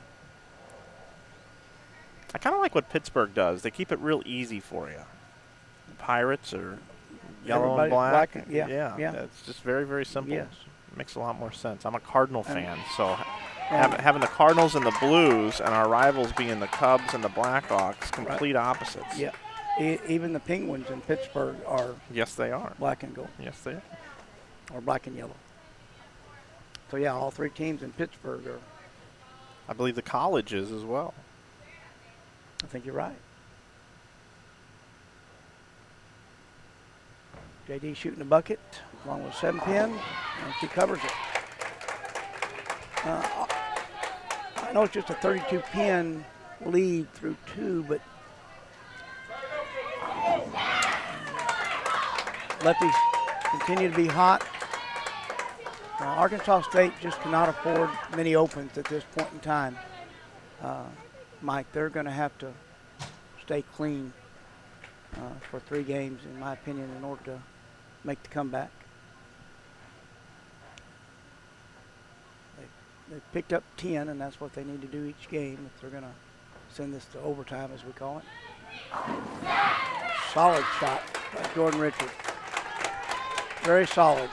I'm telling you, that girl can really, really hit the ball very hard, as we used to call it back in the old days.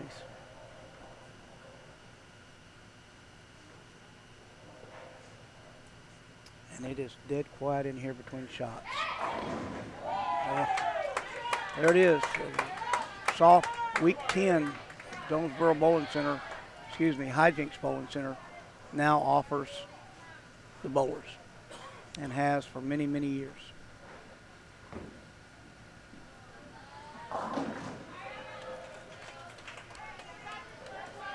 Well, Haley Rich has struggled more today, Mike, than I've seen all year. Just does not seem to be dialed in to today's pattern.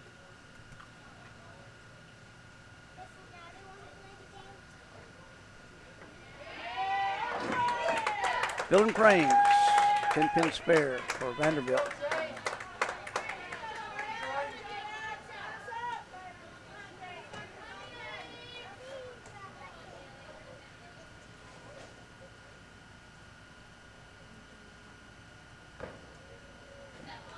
As Haley does as well.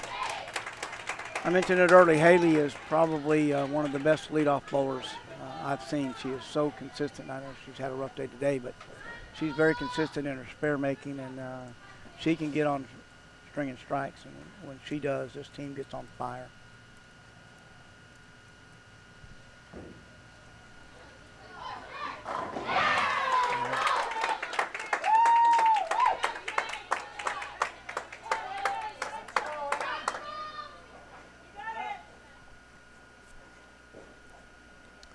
Arkansas State with one open and one double.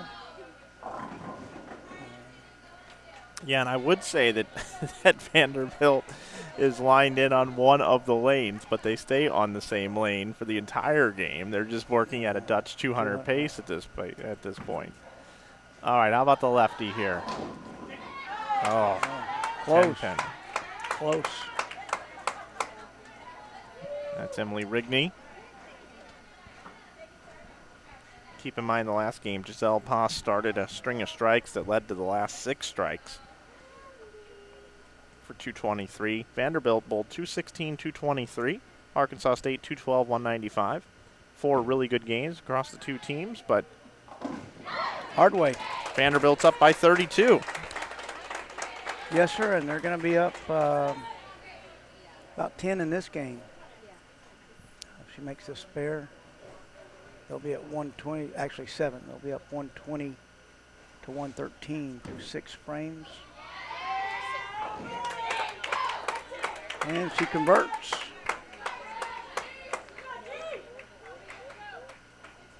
Here we go.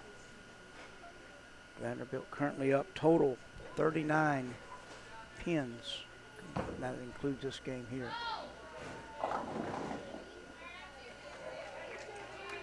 Brooke a little left, a little soft, leaves a 3-6.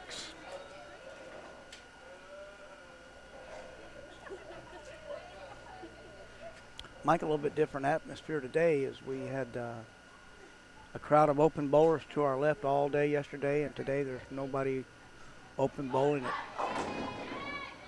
Another 10 pin. 10:40. I don't know that the bowling center is normally open at that time. And spare by Brooke. I don't think they open up till noon or 1 o'clock. This entertainment center was packed yesterday with people and kids, and the game room. Mike, if you haven't gone down there and walked in there, you ought to go take a look. I did. First day. I always scout out the bowling center every time I go in and check out a place. See what my options are. I hate to leave a place and find out there was like an amazing like cookie store or something in there that I missed. Right. But yeah, no, it is pretty cool. You know, they're dedicated to some revenue flow through here, but they're also dedicated to scratch bowling. They host a lot of events here, including PBA events, your events, this event. So, you know, this is spring break week, and for them to display some revenue for a collegiate bowling tournament to come in is just a hats off to the entire crew here and how much they're dedicated to bowling. They also got a lot of leagues here and everything else. We learned that while we were setting up, and there's J.D. Scott Jones with a strike now in the 9th, set up her anchor bowler Jordan Richard, and Vanderbilt still clean over here on lane 28, and now we have Katie Stark, who's been rock solid so far today. And rock solid again for a strike. Another great shot. I love that that celebration she does. Puts her 2 hands together, and it's almost like she's praying, and then rises up with the prayer. I like it. Yeah. Right now, 8-pin advantage for Vanderbilt in this game number 3. Keep in mind, Vanderbilt does have a 32-pin lead coming into this game number 3. 2 more to play in the second portion of this head-to-head matchup between Vanderbilt and Arkansas State for the championship. 2017 Southland Bowling League. And look who's up on the left lane. It's one of the best bowlers in collegiate bowling. And she rolls the 10. Wow, you don't see that very much up here. Jordan Richard with that power off the sidewall. Yes, sir. Rolls the 10. She does have a powerful game. Mike, for a female bowler, I know we have them now, and we're watching them, several, this event, but her power game is excellent.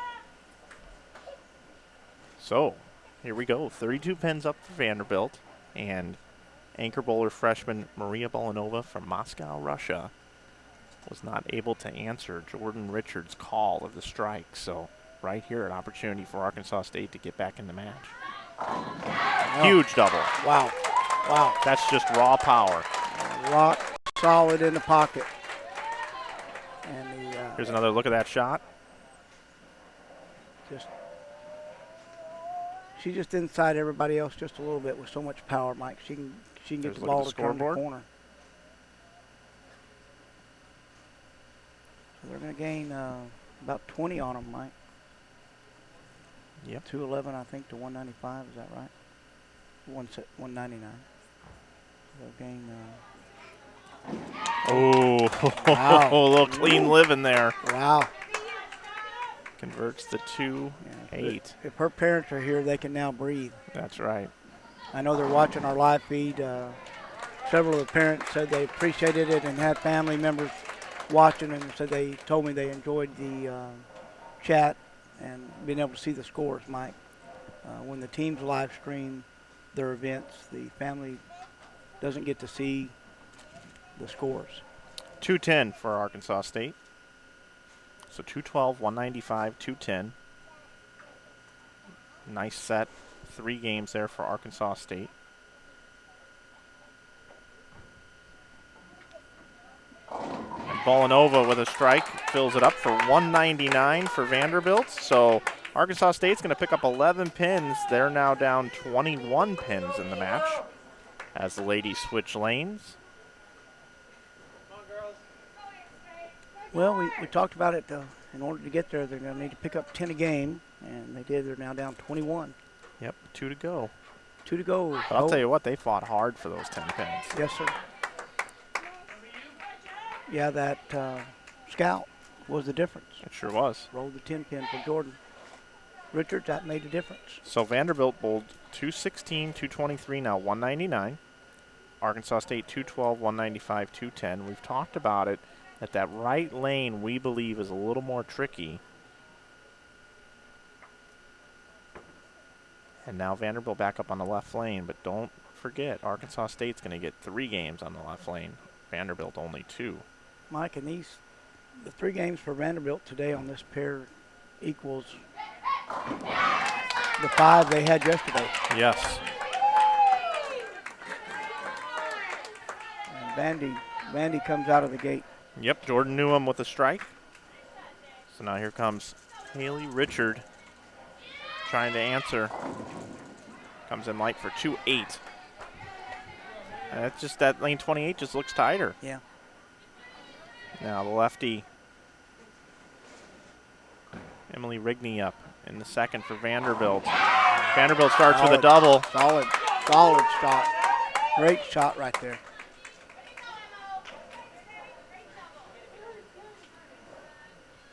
Folks, if you're watching, listening in the Jonesboro area, I say you get in your car and come this way.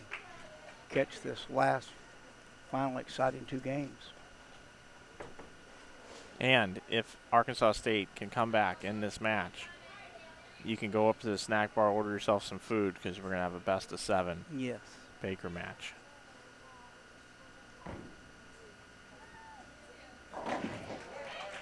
Covers a 2-8.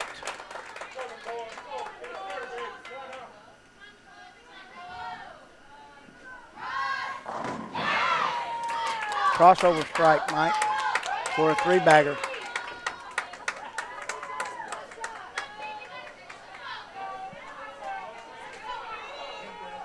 See how Arkansas State responds.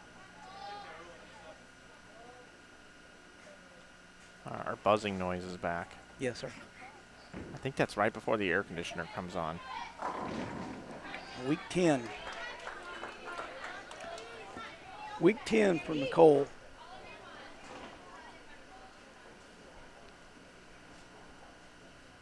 Nicole's a little more on the side of the ball. Mike doesn't quite get the hit that the, there you go, tripped the 6, 3, and 1 pin to end up leaving a 5 pin. Yeah, Nicole just doesn't quite have the turn and revolutions. Again, a little more on the side of the ball, and it just doesn't, on this much oil, she's got to have it going at the pocket or it will not make it. With the cover spare.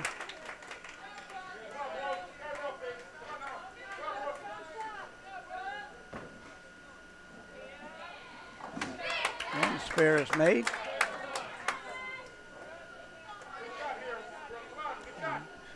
crowd is starting to get a little more involved here for A-State, encouraging the kids on. A lot of parents here watching this weekend.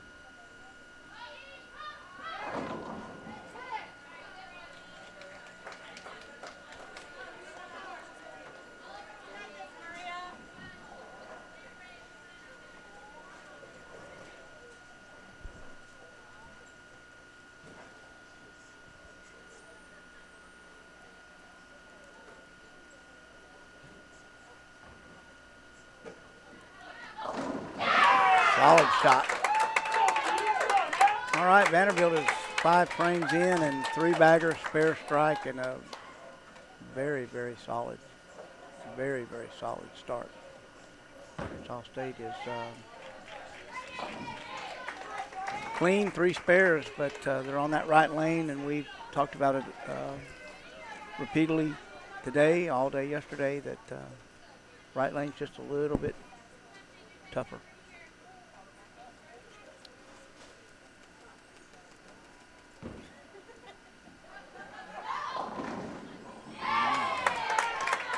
All right, trips the bucket out, leaves 5 pin for Vanderbilt.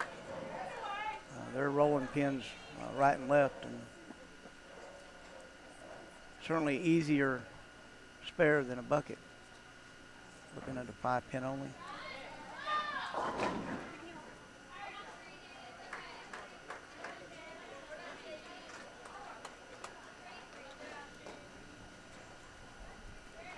A 1-2-4 for J.D. Scott Jones. Arkansas State struggling on that right lane, Mike. It's I certainly wouldn't want to bowl league and play on that pair. Spare for Vanderbilt.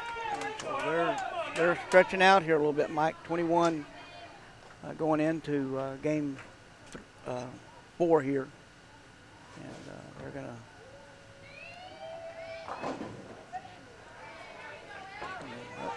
Open for Arkansas State. They're at 64 in the 4th frame. All right, Vanderbilt leaves the 6-10.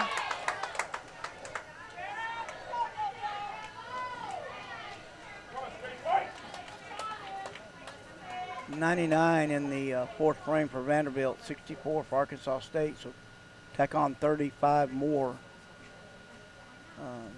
onto that 21. Jordan Richards up. Back tried. You don't have to see it. You can hear it. Tell when her ball hits the pins. It makes a different sound than most. And another spare by Vanderbilt as they continue to fill frames and stretch the lead out. Arkansas State's going to need throw 2 or 3 in a row here to get back in the game.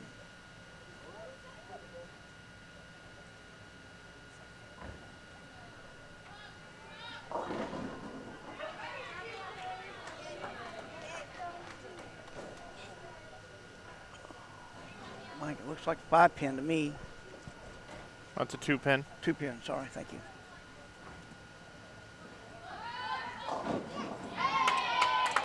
And another 2 pin.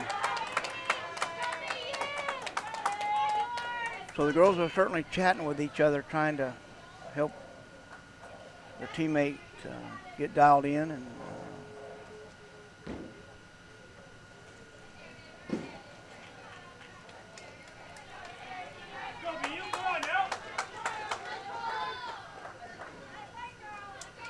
well, Haley missed the 2 pin.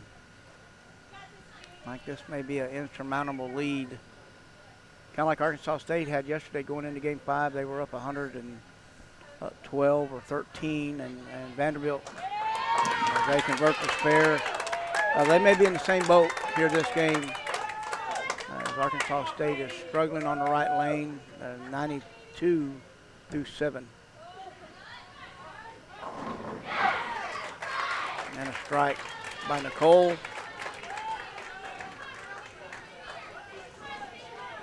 see if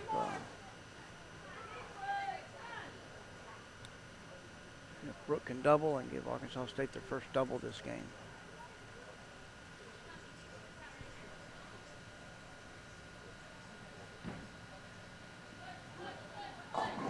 Oh, real high. Trip 10 out. Mike, they've tripped numerous ugly splits, and that was certainly the big ugly there with the 4-7-10 standing at the 10 to fall out. So it's allowed them to stay clean. They're now maxed at 224. Arkansas State will have to take it off the sheet to go 212. And there's Awesome shot by Brooke two. Wood. Yes, sir. Awesome. Great shot. That's going to set J.D. Scott Jones up for the 9th. And, Mike, you look up that scoreboard, and Vanderbilt's just filled frame after frame after frame, and they've just continued to build a lead.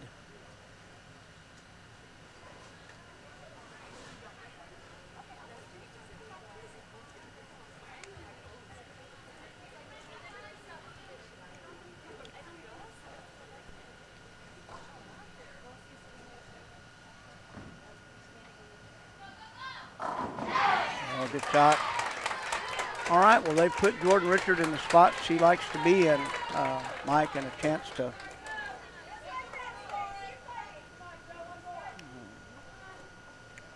not let Vanderbilt get too far away after a couple opens by Arkansas State. Anthony, we're glad to have you from Thailand. Welcome. Enjoy the show. Uh-oh. Well, through the nose, and what looked like was going to be a big lead for Vanderbilt this game now could be a tie ball game if Jordan Richard can throw 3 in the 10th. And got the first one a little light, but with that power, she got him to mix. And, now Vanderbilt's 212 with a spare strike, and Arkansas State 212 with another 2 strikes.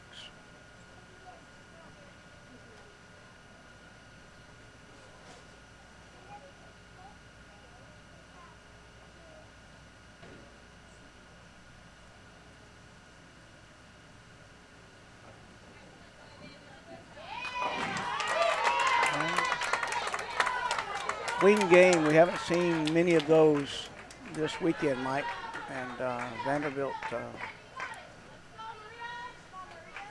clean this game. So a closer match here than what it was shaping up to look like.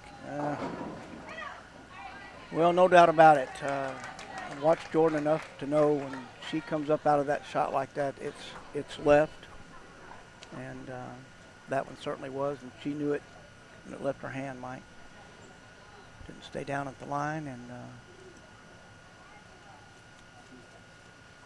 just to get Arkansas State to 200 was something that didn't look possible through 7 or 8 frames.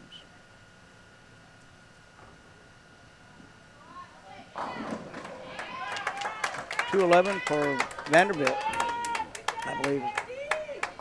Yep, and that's going to extend their lead. 200 for Arkansas State. So 32 pins, back to 32-pin lead for Vanderbilt. Vanderbilt looking to close out the match. Well, I tell you, Mike, when you look at these scores for today, these are really great scores.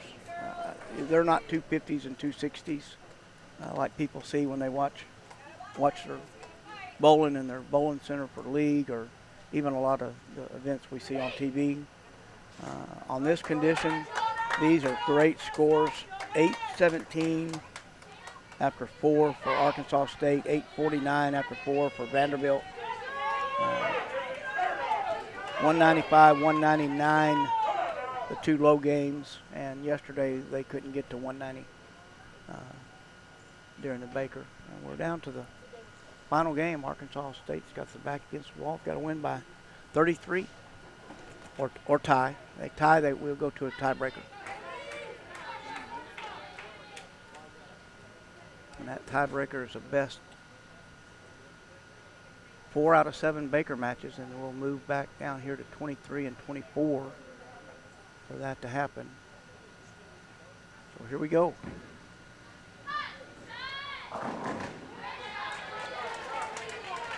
Solid 4 as Haiti Richard is just kind of struggling to get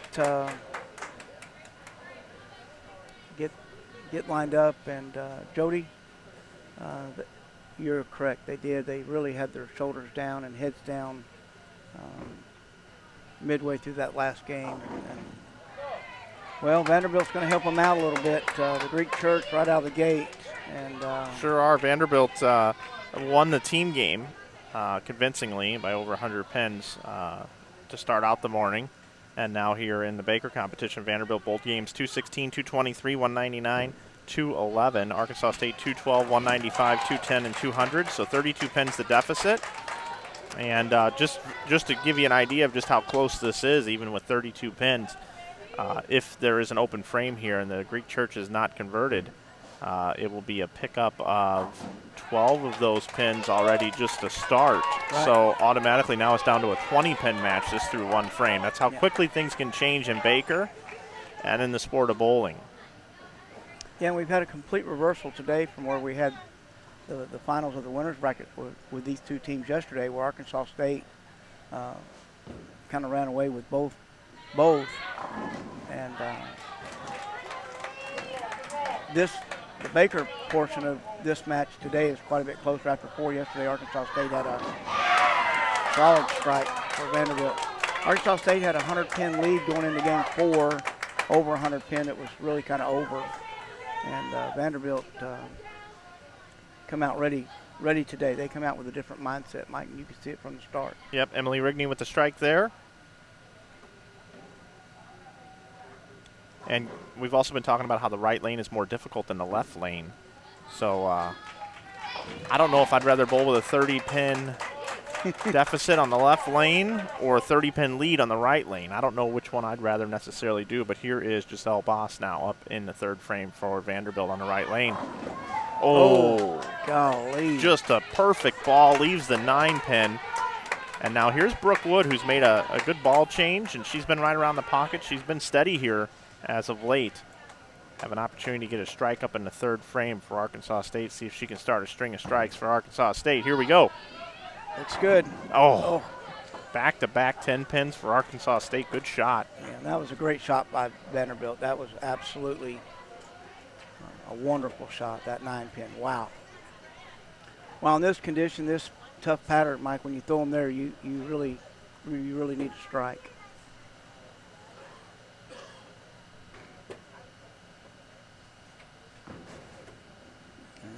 Conversion made. There's a lot of streaming going on today. The Brunswick Euro Challenge is happening right now. Dom Barrett taking on Yanafon. And also there has been Bowl TV's been streaming this weekend. So appreciate you coming in and being part of our event. Yeah, and if there's anybody watching, Mike, I know one of the other conferences, MIAA, and I failed to find out what that stood for yesterday. I'll ask Stephanie today before I leave, but that was McKendree and Drury. Sorry about that, Mike. Drury and Central Missouri were the final 3 teams, and they were starting this morning at either 9 or 10 o'clock. Their format was best 4 of 7 Baker to advance, so their format's a little quicker. Drury was playing Central Missouri in the finals of the consolation bracket. Great shot. J.D. Scott Jones with a strike now here in the 4th, and if their anchor bowler Jordan Richard can step up in the 5th frame and make it a double, this match is the 30-pin deficit is just about gone. Oh. All right, Katie Stark with the spare in the 4th for Vanderbilt. Now anchor bowler Maria Bolanova is going to have to do something here to help get her team back in it. So 65 would be the score in the 4th if a strike is up.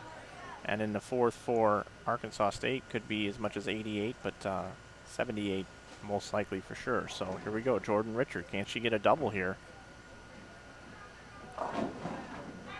Pretty good shot right on line, but leaves the 2-pin. So it'll be 78-65. They pick up 13. Pick up 13 pins at a 32-pin deficit. 13 through 4. Every time, though, Arkansas State kind of closes in, it looks like Vanderbilt comes back with strikes. Although that one was gassed. Oh. And when I say gassed, I mean it was fast. It was forced. Wow. That ball never turned over at all. Leaves the 1-2-10. Jordan Richards converts, and so that 32-pin lead, Mike, here very soon could be down to 10.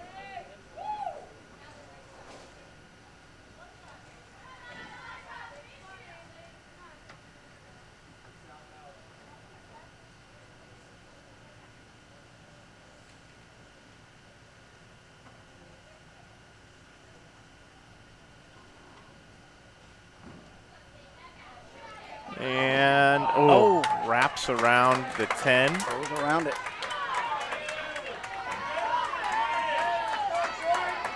71 in the 5th for Vanderbilt. With a strike, Arkansas will have 98. And my math tells me that's about 27 pins off that 32. Well,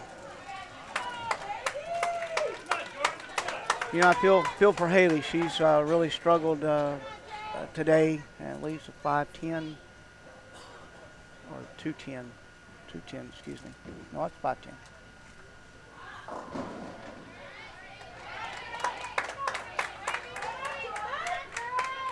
Vanderbilt struggling to strike on the right lane, Mike, as we thought.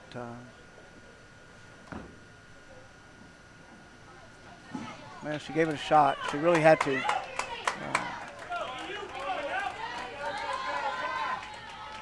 Okay, so yeah, let's break this down here. Yeah, I think we're going to go. Let's let this frame here get completed here for Vanderbilt. If Vanderbilt spares here, that would give them, you know, potential of 91 in the 6th. Arkansas State 104 in the 6th. So 13 pin difference. Needing to make up 32 Arkansas State. They're about halfway to it. Yeah. Halfway through. Need the spare. That was pulled. Yes, it was. Not necessarily how you want to traditionally pick the 6-10, but needless to say, a spare. Well, Arkansas State's going to have to double somewhere, Mike. Another good shot. Yeah, a lot of 10 pins. Yeah, back-to-back 10 pins for Nicole. Folks watching, they get 2 frames per game, so Nicole's had back-to-back 10 pins. And wow. And then a good shot for Emily Rigney. Great shot right there. So that balances out. Both teams made great really shot. good, good Yes, deliveries. They did. And obviously, the spare conversions are everything. Nicole missed 2 10 pins earlier. Both fell in the gutter just before the 10 pin, and I'm guessing that was a little bit of nerves going on shooting that one. Big spare down the stretch here for Emily Rigney as Vanderbilt's looking to become the 2017 Southland Bowling League champions. Arkansas State running out of frames.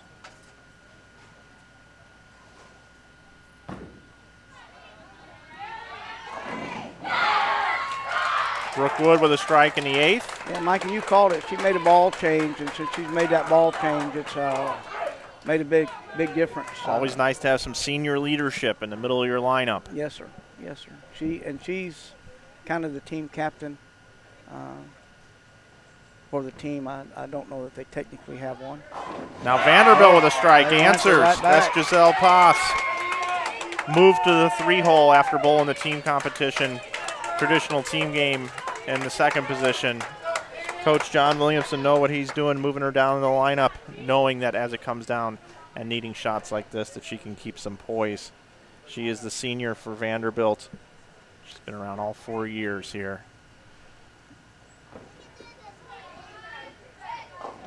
Wide right. That may seal the deal. J.D. Scott Jones, yeah, just errant shot, Yeah. very easy to do. Yeah. You can put another notch down over there. You've been keeping track of these Yes, 2 sir. 4-10s, Yes, sir. 2-10 combinations, and we see another one, and now the lefty, Katie Stark. Oh, another good shot for Katie Stark. Leaves just the 10-pin. Mike, we almost need a camera on the parents as we sit behind everybody and watch their faces when one of their teammates or one of the girls are watching. Throws a shot and leaves something. It's just amazing the emotion that the parents are dealing with on both teams. As the majority of Arkansas State fans got their hands over their face. And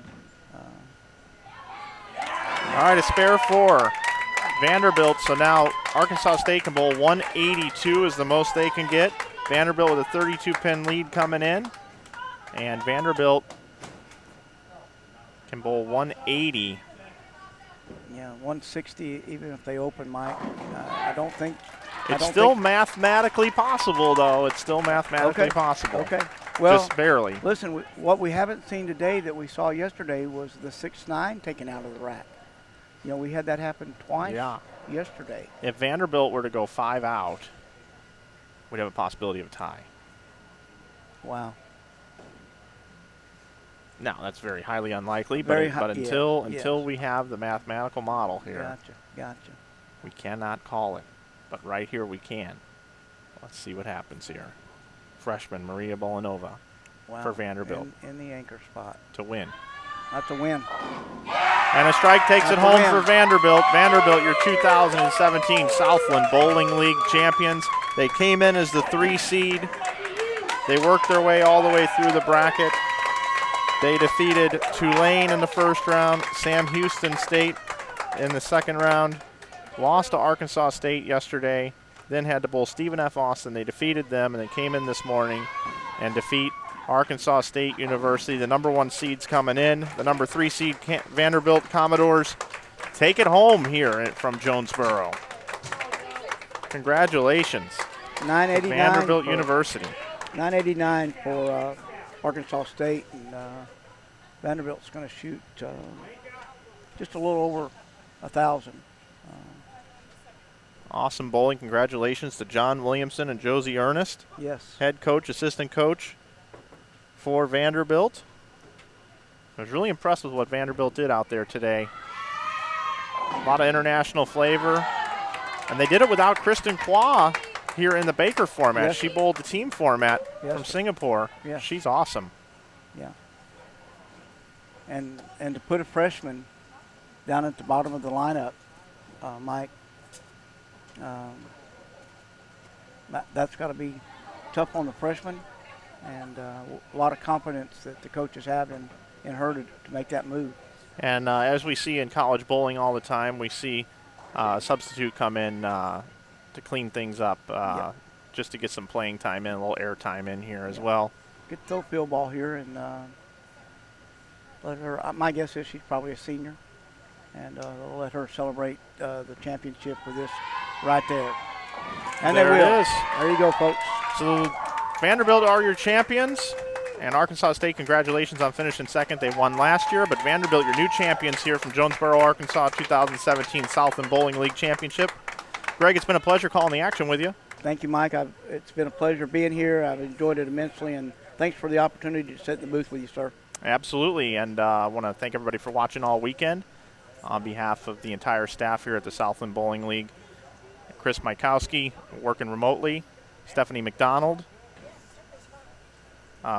This will do it for our broadcast today, and I would like to thank you for watching, and we'll see you on our next broadcast. Thanks for watching, and congratulations again to Vanderbilt University on taking home the 2017 Southland Bowling League Championship.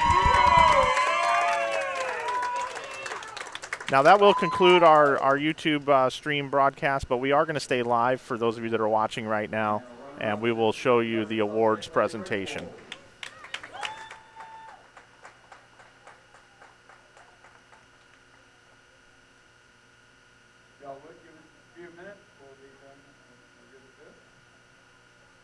Okay, once again, ladies and gentlemen, we do want to thank you all for coming out to the 2017 Southland Bowling League Championship Series.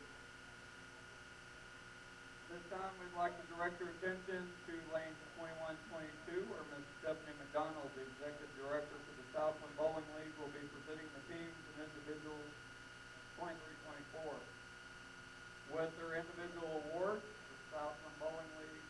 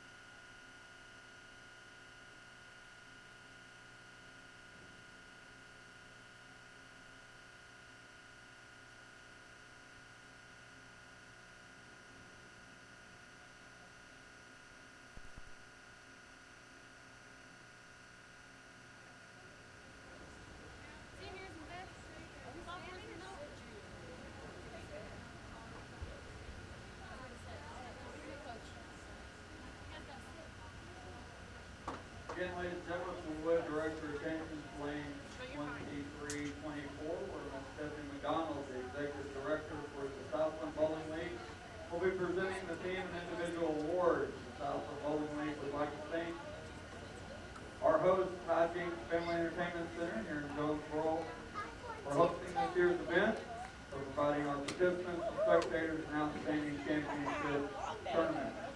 The Southland Bowling League also thanks participating coaches and student athletes for a great weekend of this championship competition. And most of all, thank you to our fans for your support. At this time, we'd like to recognize the outstanding individual performances of this year's 2017 Southland Bowling League Championship. The members of the all-tournament team are, and I do apologize if I put their names, from Vanderbilt, Maria Villanova.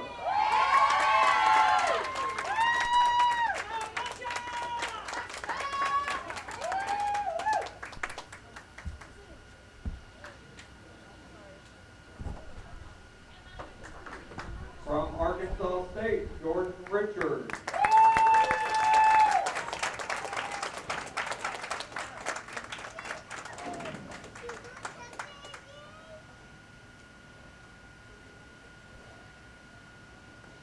From Stephen F. Austin, Stephanie Schwartz.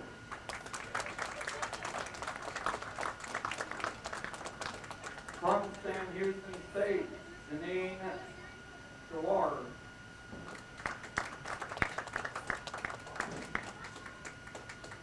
And from Tulane, Kiara Golem. And the final member of our all-tournament team and the 2017 Southland Bowling League Championship Most Valuable Bowler from Vanderbilt, Katie Starr.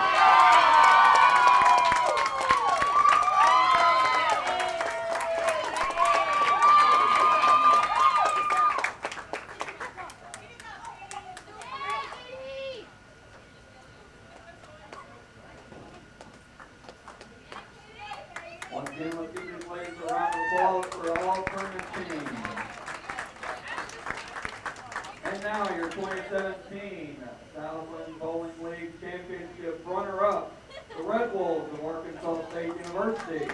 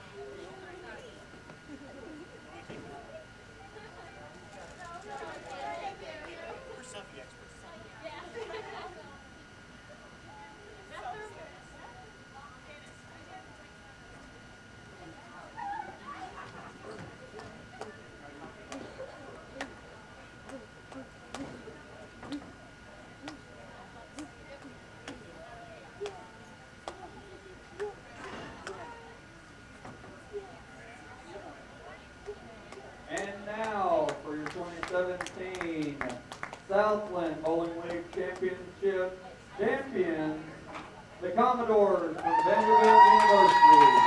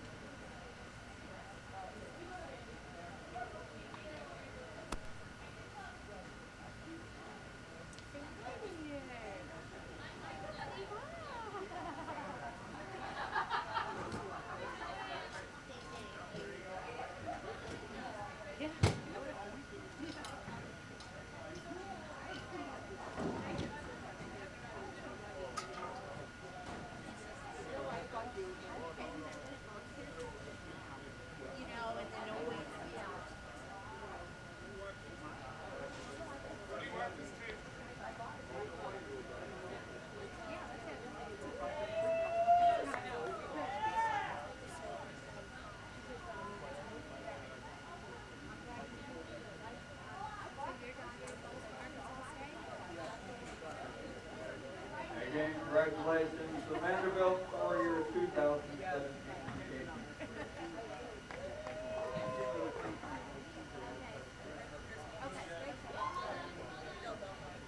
On behalf of all of you our Hijinx, all our staff, owner Stacy Blackson, we do thank y'all for coming out to this year's tournament. It's been a pleasure hosting your event. We wish y'all the best of luck as we look forward to nationals. We'll be ready to see you again in January for the ASU Invitational.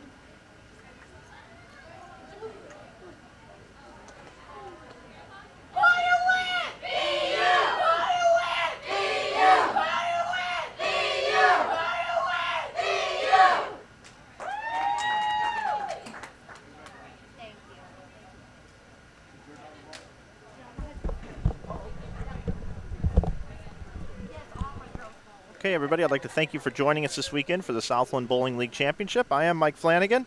Those were your awards being announced. I'd like to thank Rick Barbera also for all the work that he did here this week, and the Hijinx Family Bowling Center. So our next broadcast coming up here in April, the Boom Doubles.